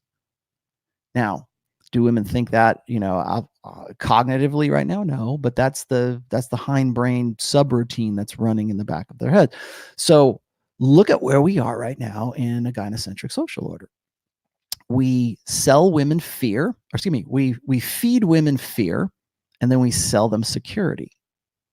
So we say, fear men. Men aren't going to be there for you. Men are incompetent. Men are stupid. Men are these adolescent little kidults, right? They're prolonging their adolescence. They need to man up. They need to accept their responsibility. What is the responsibility they need to accept? Providing security for you. That's what their duty how to be a man. Provide security, provide a parental investment, provide all of these things. It doesn't, and we're totally ignoring right now the alpha fuck side of hypergamy. But what we tell women today is fear men, or men are ridiculous, incompetent fool. They're buffoons. We've been telling them that since like the late 70s. Every sitcom is Dr. Huxtable. He's a lovable old guy. Fathers are great to have around, but they're really superfluous. And they're really idiots. They're all Homer Simpsons, and they need Marge to save him from himself. And only her unique feminine talents can do that. So what is that? What is the message? What is that selling women's subconscious? It's selling them security. Don't worry, ladies. You're more competent than any man could be. Don't trust men for your security. Provide it for yourself. Get it on your own. Make yourself happy. And yet, after all of this, we still see study after study about women who are unhappy right now. In fact, I'm reading, like, one of the reasons I brought up the Paul Joseph Watson thing was because he made mention of this study and these conflicting studies, right? The conflicting studies are this: men are supposed to be, this is what mainstream is selling you, men are supposed to be more happy when they're married, when they're in that state of all responsibility and 0% authority. Men are happier that way. They're happy. What was it? Mark Driscoll said something like, men are better off or happier when they're like a semi truck. They'd ride steadier when they have a full burden, or they have a full load on the truck, right? They need to have all these burdens, because otherwise they'll just like swerve off the road or something. It's a really stupid analogy, but listen to what he's saying, right? You guys are going to be happier if you take on these responsibilities. You guys are going to be happier if you accept the fact that you're not going to have any authority, but you still man up. The only way you're ever going to be a man is if you accept responsibility and 0% authority. Then you get the man badge. Then you get to feel good about yourself. Then you'll be happy. But what do we tell women? We say women are happier when they have no kids and they're unmarried. And that's what Paul Joseph Watson was talking about in it was a stud. I don't know if it was a British stud. I think it might've been the BBC or something like that. I actually saw it too. Way long before he used it. It's actually I think it was from like 2019. I think it might've been like around August of 2019. I have to go dig it up, but But he was saying, he was referring to the study about how women are supposed to be happier, childless and unmarried. That's what makes women happy. But yet we see all kinds of women who are single and unhappy. We see the woman who was talking about, I talked about this on Pat's show, or with Pat, about the writer of Sex and the City who hit 60 years old, and the biggest regret she have is not having kids and not getting married. So she's looking back. Now, I'm not saying every woman is going to say that, but why are women overwhelmingly the ones taking SSRIs? Why are they the ones taking that's antidepressants? Why are they the ones? Why are women prescribed antidepressants overwhelmingly more than men? Well, you tell me, man. What I'm saying is that our gynocentric social order feeds women fear, feeds women on the idea that men are ridiculous and buffoons and incompetent and can't provide security, and therefore you better get it for yourself. Well, but guess what? We can sell you a diploma. We can sell you a job. We can sell you there's a whole industry around providing women with the idea of security and giving them that happiness. Like, women can't rely on men to make them happy. That's okay. We'll sell you all of this great product and all these great ideas and this diploma and all of these things that you can do to insure yourself against what you're worrying about. All of those things that you're worried about. I'm never going to have kids. Don't worry about it. You can always get a sperm donor and freeze your eggs. You're fine, girl. Go ahead. Have fun. It's all good. I'm worried about, provisioning. It's okay, man. Just marry this guy, divorce him, and then you've got money, or, what about these kids I have? I don't know what I'm going to do. It's all right. We're going to tell the guys that it's going to make them a man if they go and they take care of you. They're going to man up and they're going to take care of you. That's their duty. That's their responsibility. Don't worry. You got guys like Matthew Hussey, or you get some of these like purple pill hacks. They do exactly this. This is, you want to talk about guys like Stedman or Pat Stedman, Matt Hussey. What's the other? Mark Manson is a great one too. These are guys who have learned the art of selling that security to women by convincing those women that they're going to tell the men to be better men. Build a better beta. That's exactly, I wrote a post back in 2012 called Build a Better Beta. And I saw this way back then, 8 years ago, I saw this happening. And what it is it's women don't believe that men will ever be around or will ever be competent enough, or they'll ever find the one, or they'll ever find the guy who is who's worth committing to. A guy, like, why is it that women are so frustrated with men being economically undesirable? Why is it that women statistically want men to earn 58% more money than they do? Why? Because they want security. They're looking for that. That's what they think will make them happy, put them in a happy marriage. And so what happens is you get a guy like Stedman, or you get a guy like Matt Hussey's fantastic. Even Tony Robbins to a degree. They realize this and they go, don't worry, ladies, come to my seminar, buy my book, read my blog, buy my products, whatever. But what I'm going to do is I'm going to tell these guys to be better. I'm going to tell these guys that it's their responsibility to provide you with that security that you want. So now I'm going to be your broker. I'm going to be your security broker. I talk about outrage broker. Here's a security broker. Guess what? I know that you feel uncomfortable. I know that you're 40 years old. You don't know what you're going to do. You have no kids. But don't worry. I'm going to tell these guys to be better. I love him. He's so, and if you look cute and you got a nice smile and everything, like, here's the money, man. Well, make it rain for Matt Hussey, right? That is a grift, and that's what they're selling. Now, that's one aspect in the internet age. There's all kinds of other aspects. So it's feed women fear and sell them on that security. Okay, I'm going to look at these real quick. Sorry. I got so much to run. I might go a little over. Sorry. Black Sheep says, can the burden of performance be viewed as a compliment in a way, or would that be blue pill? No. And here's the thing is, I'm probably going to talk about this with Dr. Smith. I can't help but think, you guys ever seen Lost in Space? Every time I think of Dr. Smith, I think Lost in Space. And the new one actually is really good. And I know people are going to argue with me, but I think the new one that's on Netflix is fantastic. That said, No, the burden of performance, the challenge of performance, the gift of performance. I don't know. If you frame it how, split the hairs however you want, man. It's all semantic at that point. You want to feel good about your burden of performance, then call it the challenge. I don't care. It is what it is. The reason I call it a burden is because men have it and women do not. Women say, well, we have a burden of performance. We have to do women's burden of performance is, if there is very minimal. Women just are. Men have to become. And I know a lot. I think Abu American was like trying to argue with me about how, women have to become too. But the women have to be better. Women have to become, like, the whole bullshit about the 22 convention. Oh, women need to be better. We're going to try to make women great again. And then what is the natural, conflicting reflexive response of women? We're always been great. Yeah, well, because they have been built up to believe all this shit. Well, why? Because in a way, it's also selling that same shit. It's also selling the same security. It's also selling the idea that, like when you tell a woman, you make a list, you make six like Rich has done this before, and it goes viral instantly. If you say a woman needs to do these 6 things to be pleasing to a man, why is that? Why is that upsetting to women? Because they actually have to do something. They actually would have to. They're already believe that they are sinless and they're born into. They already are. That's why. So when women say, we are already great, that right there, that mentality is exactly what I mean, Craig. That's exactly what I mean, Abu American.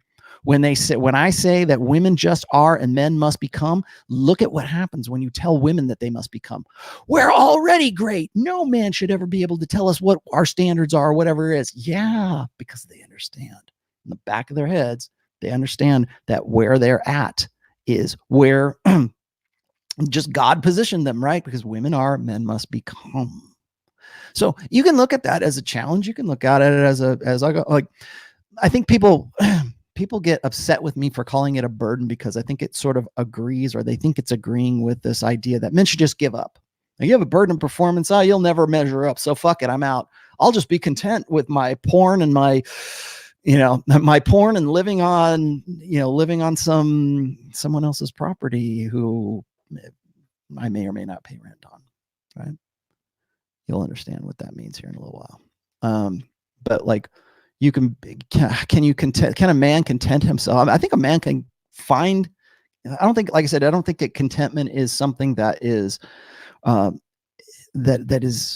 can be achieved really with human beings. In fact, and that's a good thing, right? When I say the burden of performance, it's a good thing. The burden is good.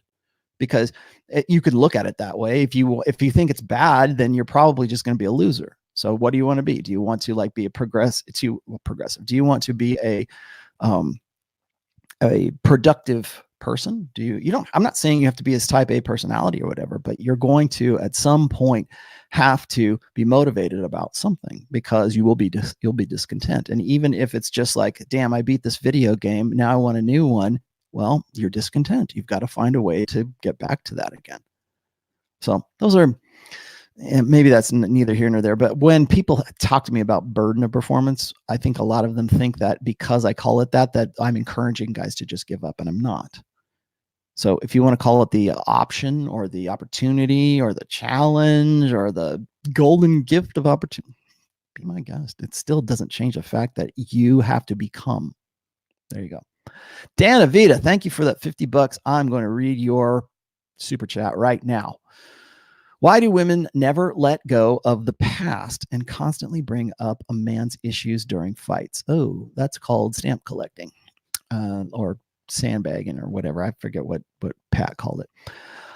When you call them out on their double standards, they don't own up. When you walk and claim your manhood, they attempt to degrade by standing your ground and hold frame. When you walk and claim your manhood, they attempt to degrade and by standing your ground. Degrade you by standing your ground and holding frame. Well, I'm not sure what you mean by that second part, but the first part, definitely. It's called stamp collecting. And a lot of women will do stamp collecting. Some guys will do this, but guys who are have a more feminine mindset definitely do stamp collecting. And what that means is like anything that was any past slight, any past infraction. When women collect stamps, it's usually because they realize that they're with a guy who their hindbrain can't accept as being the guy that they're paired with. So when a woman said, when all of this stuff, like what he means is when you get into a fight, women will bring up all this shit from the past. Like, remember when you did this? Remember when you were a bastard this time? Or remember when you told me this? Or remember when you looked at that girl that one time? Or remember when, the reason I know this is because the borderline personality disordered girlfriend that I had for a long time did this on a almost weekly basis. So I thought everything was cool. I'm like, okay, we've already moved on. And here's the difference. Remember when I said that women, for women, when their interpretive processes are this: instinct, emotion, and then reason. For men, it is instinct, reason, and then emotion. So what happens? You have a fight, and your woman brings up all this old shit, and and you hash it out, whatever. You negotiate, right? You say, well, why? I didn't know you felt that way, blah blah blah, and you have this conversation. And even if you had the best fight, like ideally you have a discussion, you cry, you scream at each other, but at the end of the fight, you get back together and you go, I'm sorry, I love you too, and you come back together. What I think is that women, when they're in a fighting stage, they default to that emotional state, whereas guys default to the rational state. Because like when you look at like a great example of this was the Marriage Story video that I got I didn't get a strike for it, but I got a copyright knock for that. So I'm not going to show it again, but the one I'm talking about. It was with Scarlett Johansson and then Adam Driver. And you see this back and forth and they're having a fight, right? And what happens? And this amazes me because I think it's a man. Yeah, the guy who's the writer of this is a guy. So what's funny is when they're fighting, and I realize this is scripted, but this is written by a man. So from a male perspective, like a man says, this is a good way to fight. This is a way that we can, this is a way to have an idealized fight. So the guy goes out there and he like Adam Driver's explaining like, we came to LA because, I wanted this, or I was hot shit. But I gave it all up. I sacrificed it all for you. And now, you won't even have sex with me. I only cheated on you because, you weren't fucking me and you weren't appreciating the things out of the sacrifices. And it's all this shit about like relational equity and all this crap. And of course, so what's happening is she's sandbagging, just like you said. She's stamp collecting. So Scarlett Johansson character, she's doing the stamp collecting stuff, and all this is coming back. He punches the wall, and at the end of it, he just breaks down, starts crying like a little beta bitch, and she goes, "Oh, it's okay." She comes out, like, especially after he had said, "I hope you die. I was hoping you were going to die. Sometimes I have a fantasy that you died in a car crash, and then I could live a new life," kind of thing. And then he says, "I'm sorry." And she says, "I'm sorry too." No fight happens like that. But a guy would wish that his fights, the guy who's writing this would wish that his fights had gone that way. Because what would really happen in real life is if a guy had said something like that, that woman would have taken that instance. "Remember that time when you said I should die? Remember that? Okay, I'll put that in my bag here. Sandbag that one, or that's a good stamp in my collection. Now I've got that." So whenever it comes up again, she's going to say the same thing. She's going to say, "Remember that time when you told me you thought I was going to die? Well, I thought we worked through that." No, you didn't, because that's the emotional side. She collects emotional stamps, not rational stamps. So you go, okay, well, we've hashed it out. We had this conversation. I came to the table. She came to the table. We negotiated genuine desire, and we're all good now. It's all cool. A week later, you're having a fight and all that shit comes out. The guy says, "I thought we had already taken care of this. I thought we had resolved this issue." No, your rational mind thought you had, but her emotional mind, her emotional intelligence, her emotional side in no way resolved that, because you're trying to solve an emotional problem with rational information. by rationalizing it. It's not ever going to happen. That's why I keep saying, I keep repeating this, never appeal to women's reason. Women default to emotion. That's not to say that they can't be reasonable. They can't learn rationality. They can.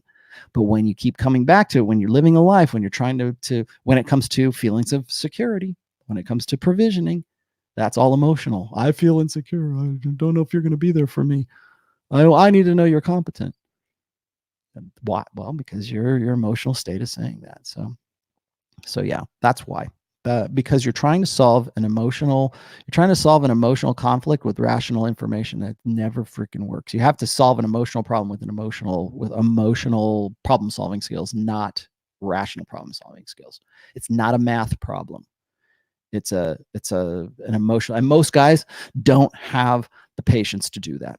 And a lot of guys will watch this and they'll go, I didn't want to watch that shit that Rollo said about, can we make women happy? I don't care. Who cares? Who cares about making what on earth did he even do this? Who cares if you make women happy, right? Okay, fine. Don't deal with it. You can just decide to opt out. You can just decide now. But here's the thing: you're gonna have to deal with women at some point. You're gonna have to deal with women, whether it's your mom or your sister or somebody at work, some girl that you might be the biggest fucking MGTOW in the world, and then you still want to get girls to come in out of the come over from Australia or from another country. Right? You're still gonna be dealing with that. I don't care how much you think you can pull yourself away from the game. You don't get to pull yourself. So here's the thing. If you don't, you still have to understand why you don't. You still have to understand why you're not dealing with that. You're never going to, I think a lot of guys get frustrated with women because they expect those women to respond like guys. They expect women to have the same mentality as a man. They expect that one, because they believe in blank slate equalism. They think that I can negotiate. If she's not happy, it's okay. Just tell me. How many times have you heard this? How many times have you heard a guy, like a beta guy, who's like in the pit of fucking misery, and he'll go, and I have had guys 65 years old crying in my lap, and you know what they say? They said the same thing. They said, if she would just tell me what she wanted, what would make her happy, I would do it. I just don't know why. I don't know how. If she would just tell me what to do, I would do it. Right? But the fact that he's even saying that means you're done. You eject. You're already done. The fact that you've been brought to that level means you don't get it. She knows you don't get it, and you're done. The best thing you can do is eject and get the fuck out, man. That's the very best thing you can do. Because again, guys still think they can solve that problem. They think they can solve the problem. And this is great. See, watch me bring this one back to the topic today. They think that they can solve that woman's emotional problem with rational information. How do I make this bitch happy? Right? Remember that, was it Chris Rock? He looks in the mirror and he goes, how, let's get out there and make this bitch happy. Fuck you. Let's make this bitch happy. Right? What do you say? You can fuck a woman with a diamond dick and it still won't be enough. And it's true, because women are not built. They're not meant to find contentment. Human beings aren't meant. So when we're dealing with contentment versus discontentment, human beings are not meant to be content. Okay.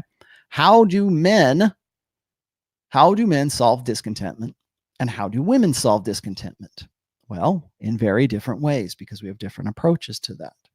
So women hate it to see a man happy. In fact, there are studies. I should, God damn it, man. Now I should have put this link in there. I've seen studies, actually at least 2 studies, where they've said that women, when their partners are unhappy, it makes women happy. When their husband or their boyfriend is struggling or pissed off or upset, that it actually makes women feel happier when he is dealing with something or he is in a state of unhappiness. Why would that be? Why would, can't we all just get along? Why would women not want a man to be content? Because she's not content. It should be about her. Okay, we can go back to the solipsism argument as well. Women are innately solipsistic. So anything that's, again, not narcissistic, solipsistic. So things that are going on in the outside world, the things that are going on in her environment, they all affect her. What women are almost innately, I think. You have to teach a woman this, but not to think this way, not to be solipsistic. You have to teach them not to do that. It's an innate proclivity for women to be solipsistic, not narcissistic, solipsistic. Narcissistic is like over the top. Narcissistic is self-love. Solipsism means everything that is outside of my consciousness, outside of me, is only affected or is only important in the way that it affects me. So I really need to go into a little bit more detail. I have two essays that I wrote about solipsism. They're both in book 2.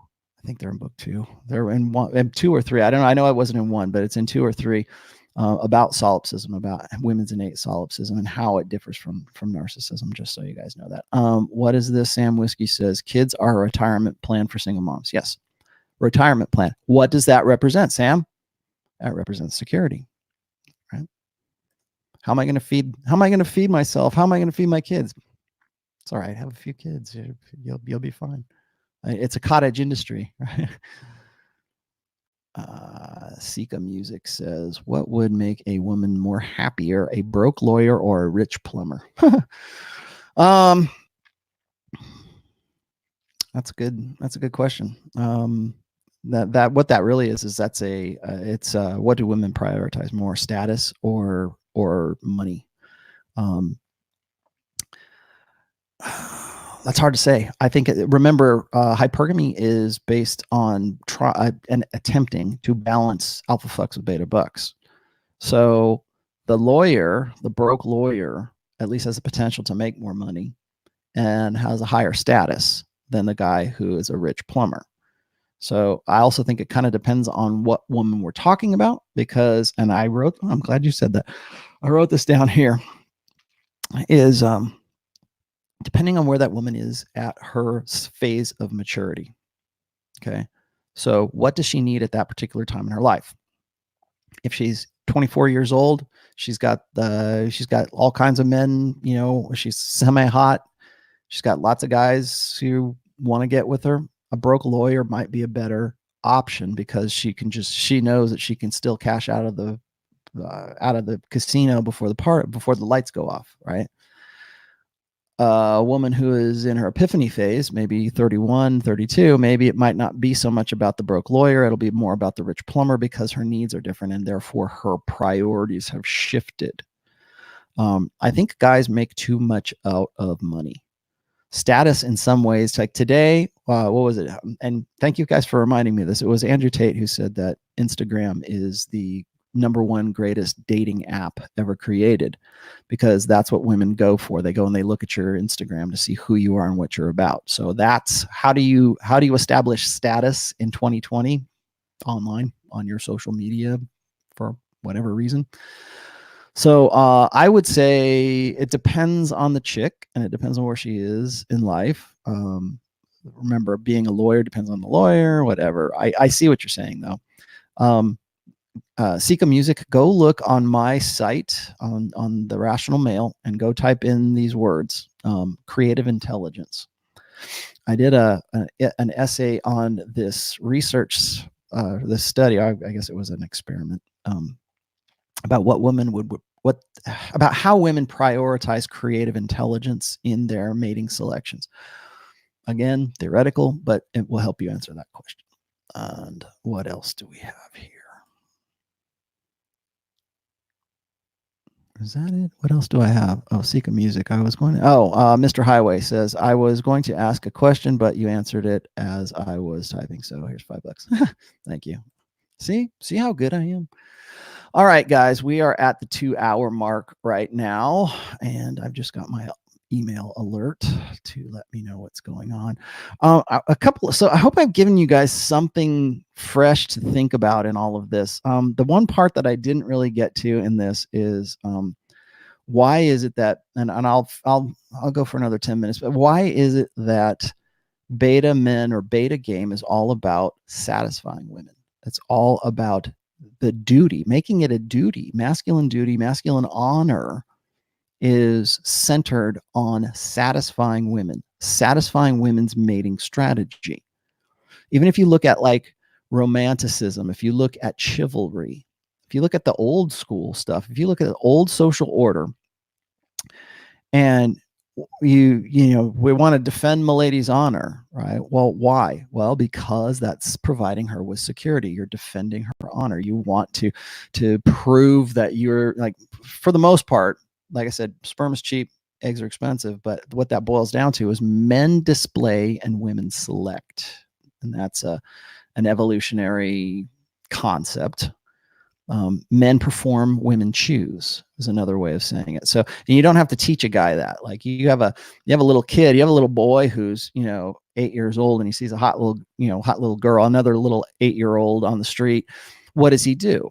He starts showing off, right? He rides wheelies down the street on his bicycle, right? He does, hey, look at me, you know. It's always it's like an innate thing for guys, for boys, to want to perform, to want to show off, to want to in some way get that girl's attention. That's what most guys do. Like, most guys will say that, like, they don't even care about game. They're like, how do I get her attention? I'm going to go to the gym and work out and bust my ass and have a great body, and that'll get girls' attention. Yeah, it will. Yeah. So you have no game, but you got attention. So you have my attention, Mr. Bodybuilder. Now what? You know, if I'm a girl, I go, okay, yeah, you got my attention. And you don't know what to say. Like, guys will say, oh, I don't have any weight, I don't have any game, or I don't know what to say, I don't know how to carry on a conversation. That's why you need game. It's not just about looks. Sorry, face and LMS. It's not just about looks.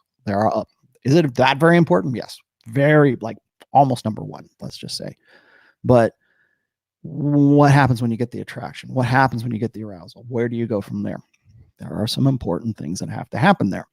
So, but why is it that beta game centers on security providing? Why is it all beta bucks side? Like, when we talk about alpha fucks, beta bucks, that's where a lot of guys fail.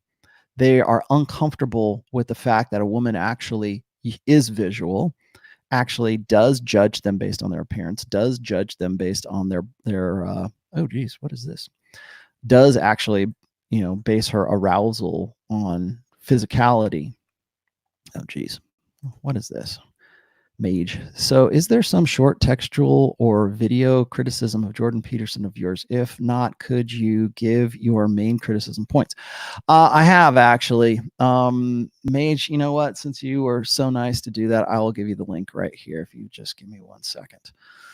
What is it? Prescriptions is what it was. There we go. I wrote an essay here called "No Prescriptions," and I wrote this back in February of 2018. And it was primarily based on, actually, this was one of the this is actually the video of this is the very first episode of the Red Man Group, one that I'm proud to say that I actually started. So I just put that in the chat, Mage 64. Read that and watch that video that's attached to that, and you will see exactly what my criticisms of Jordan Peterson are. Again, it's like, I'm not a hater, but I was critical of Jordan Peterson before it was cool to be critical of Jordan Peterson. What else do we got here? I think that's it. Oh, anyway, so just finishing my thought here really quickly. I'm sure you've heard guys like say this, is like, they what is it? Nice guys finish last. And you'll hear a nice guy or a beta guy go, yeah, because she finishes first. Like, oh, she gets off first. I make sure she gets off first. I'm more of a man because I'm the one that was concentrating on her pleasure. All that says to me is that you are in her frame and she is not in your frame. One of the things that, like, and I didn't realize it at the time when I was making this up, or I was coming to this quote, but I've always said this, is that women will break rules for alphas and they will make rules for betas. And yes, I'm the one that came up with that. Sorry, 33 Secrets guy. I'm the one that came up with that. So there you go. But what I think pisses guys off about understanding that, or sort of wrapping their heads around that, is that they now add that to their red pill lens. So if a woman is making rules for them now, or they're with, like, they go, oh, really? Is that what Rollo said? Then they go back to their relationship, or they go back to the girl that they're dating or whatever, and they realize that she's been making all these rules for him. And they realize, fuck, I'm the beta. I'm the chump. She sees me as a blue pill chump. That's why she's making these rules for me. Or those guys go, yeah, she breaks rules for me. Like you got the guys, like you got the naturals, you got like Andrew Tate, you got these guys who are like, who women will like bend over backwards, sometimes literally, to have sex with them, to put up with, we would say, oh, that's horrible. Like most beta guys will criticize alpha guys for the horrible behavior and how women aren't in their right minds. They can't believe that they would do the things that they do to get with those guys. They can't believe that they would go and start fan clubs for convicted felons in prison just to get with those guys because they're alpha. They want to qualify things. Like they want to say, well, those women are damaged. They're crazy. It's only women, but those women are crazy. They're not quality women. The quality women are the women who would like me. Yeah, see how self-serving that is? But what happens is these guys will listen to me say that. I'll say, the women break rules for alphas and they make rules for betas, and they will take that, then they'll apply that to what it is that they're dealing with at that time. But what happens is when they realize that, they also realize how the frame has shifted, or what the frame of their relationship is at that time.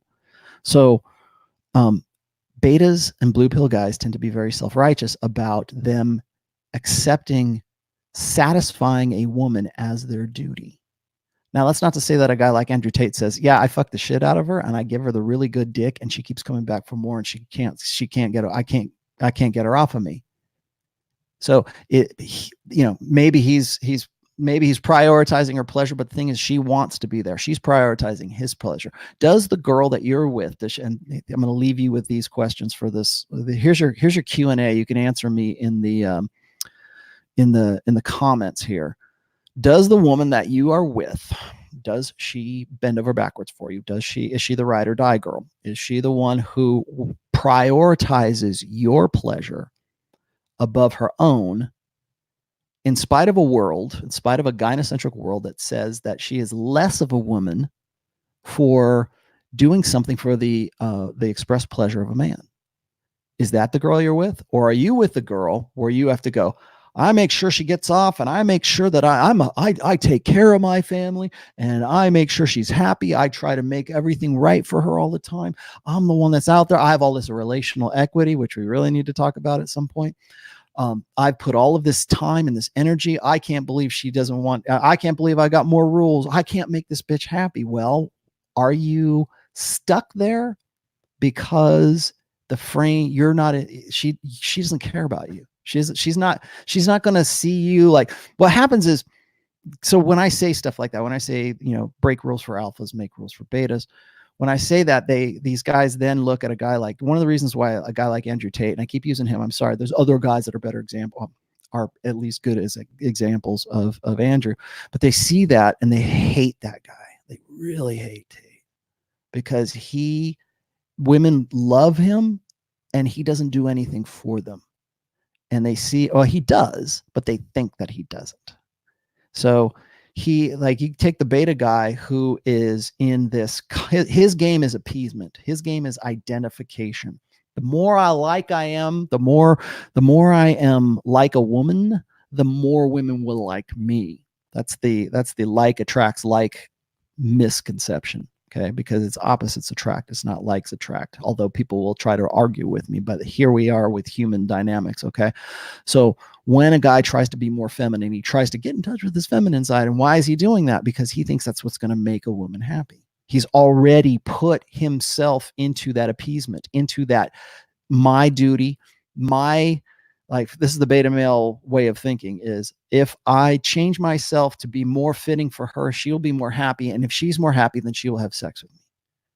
If I appease her, if I satisfy her, if I make the litmus test of my own masculinity, my own manhood, if I make the litmus test of that, her satisfaction with me, that makes me a man, right? So she's satisfied. She's happy. I've done everything that I'm supposed to do. She loves me. She wants, I've made her happy. I've given her everything. I've given her kids. I've given her a lot. I've covered all of those security bases that she's so insecure about, because that's hypergamy, right?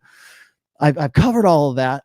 And you get those guys, and then they look at Tate and they go, he doesn't do any of that shit, and women love him, and they can't keep their hands off of him. Those are the ride or die. He's got and not just one, he's got 3 ride or die chicks that can't get enough of the guy. Yeah, that was going to definitely piss off the guy who thinks that his duty, or men's duty, should be appeasing women. Men's duty should be satisfying milady. Right? She's got to be satisfied. Oh, I make sure that she comes first. You think Tate makes sure they come? Maybe they do. But it's because a woman wants it. She sees him as being the guy that's in control of the frame. She sees a guy that is a natural alpha, that is in control of his frame, because he is directed. He is focused on his mission, not on her. That's what I meant by women would rather be objectified than be idealized, because the beta male who's made his duty, his sense of purpose, his sense of identity comes from satisfying that woman. He has idealized that woman. He has idealized womankind, because that's what makes him a man. That's who he be. That's his identity. His identity is about, how do I satisfy a woman, right? Well, the better I do it, the more man I am. Then I look over here and I see, oh my gosh, here's Tate, and here's a natural alpha. Women are breaking rules to have sex with him, and he doesn't do any of the shit that I do. He must be a bad person, and those women must be bad women too. No, they aren't. He's just a guy. They're women. They have a different frame. That's all. And he's living a good life, and he's living the way he wants to live. You, on the other hand, are always trying to find the next solution. The next, now she wants this. Now she wants wave runners. Now she wants, sushi. Now she wants 4 kids instead of 3. Now she wants what was it? Paul Janolis, that guy. I'm going to have him on. I got to have him on so we can talk about this. This is actually a pretty good topic. But he was saying that, a woman, and Tate says this too, a woman cannot stand to see a man sitting on the couch watching TV or playing a video game or in any way relaxing or chilling or doing nothing. That is one of the things that really irks women, is to see a guy who isn't doing anything, because that means, oh my God, it's like that's that security instinct. He's not doing anything. He's incompetent.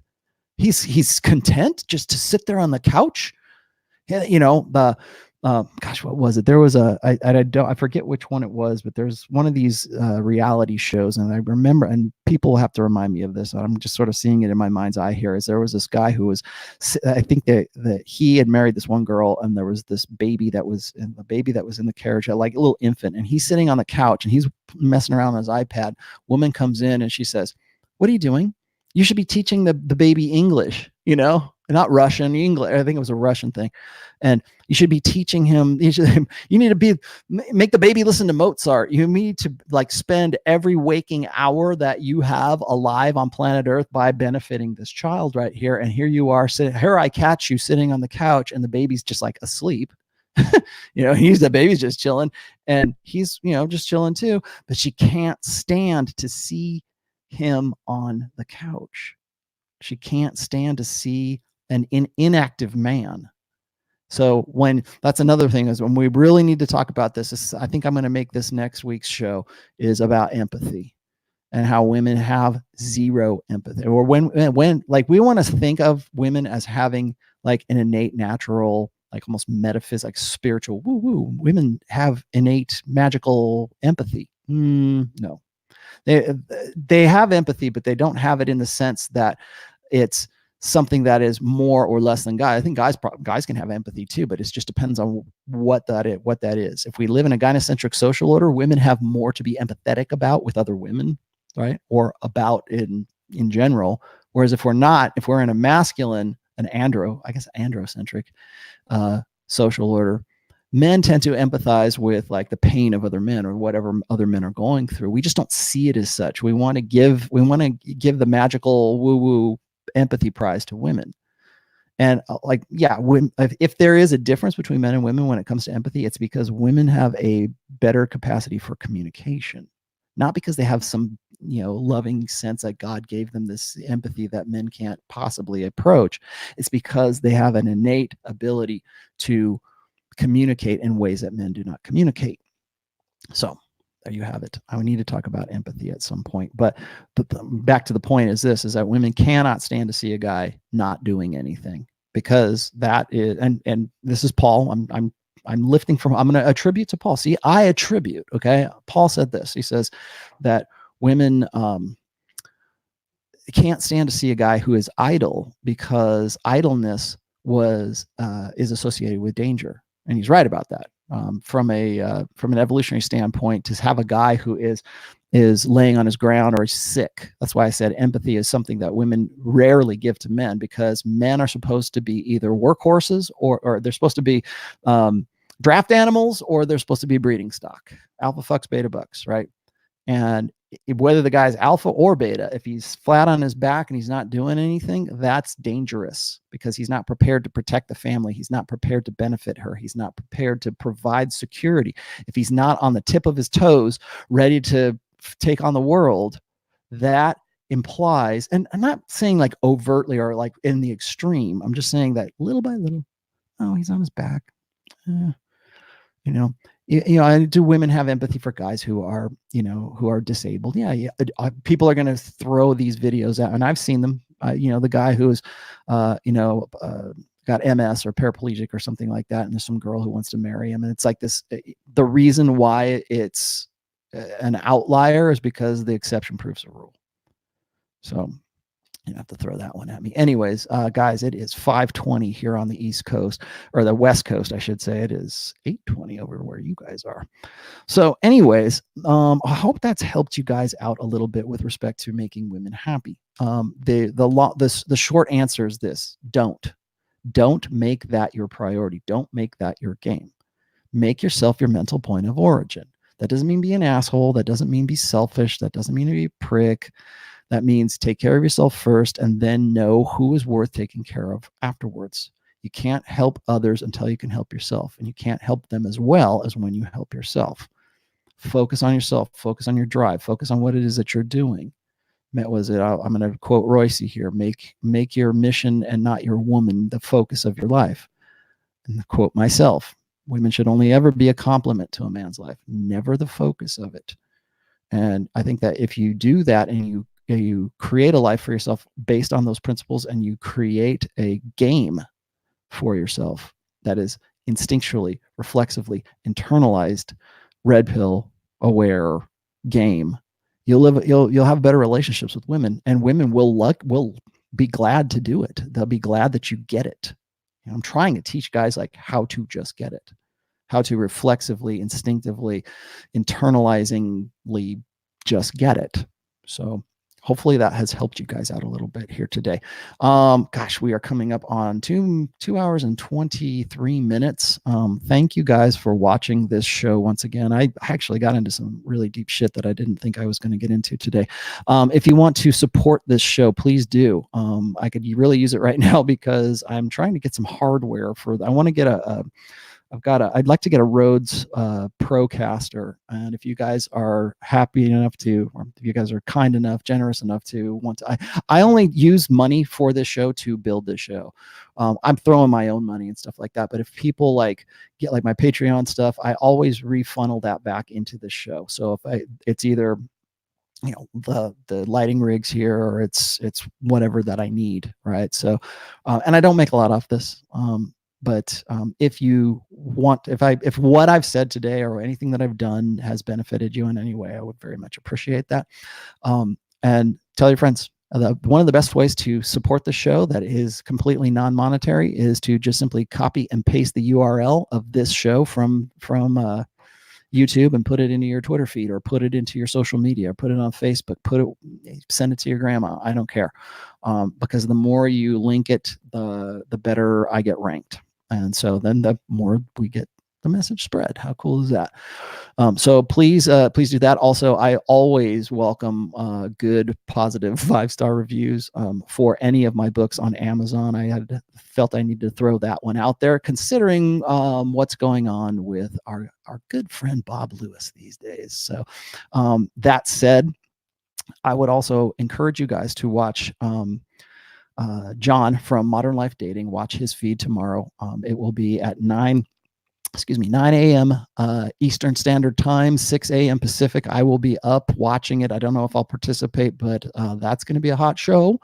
So I would expect anybody who is watching this would probably really appreciate that one as well. Make sure you check that out. I don't know when Pat's going to be back on my Sunday shows just yet. So what is this? Oh, see, you guys give me the love. Thank you. Thanks for that, guys. I don't know when he's going to be back. I mean, the guy had brain surgery, for crying out loud. So, you know, he earned a rest. So I don't know. I think he's on his show, but I think he's doing limited hours on his show right now because, you know, he's still recovering from brain surgery. So I don't know if I'll be on his show on Friday or not. Check my Twitter feed and I'll let you guys know whether I'm going to be on there talking on his terrestrial radio show. I haven't been on for 3 weeks. I hope everything's cool, but you know, it's okay. Take a break. And I on Rule Zero, always on Saturdays at 11:30 a.m. Rich Cooper will be hosting that, and we have kind of a special announcement on Rule Zero on Saturday. So you guys are going to want to tune in for that. That is 11:30 a.m. Eastern Time, 8:30 my time. And of course, Sundays, I'm always on Red Pill 101. That is at 4:30 Eastern Time. And hopefully I'll have Pat back. If not, I'm going to get a guest. So we'll see how that works out. I'm not sure who just yet. But thank you guys for watching. And I will see you guys again soon. Oh, book four is in the works, man. You guys just have to be patient. I'm in second round of edits right now. So that'll give you your update. Thanks, guys. I will see you later. Bye-bye.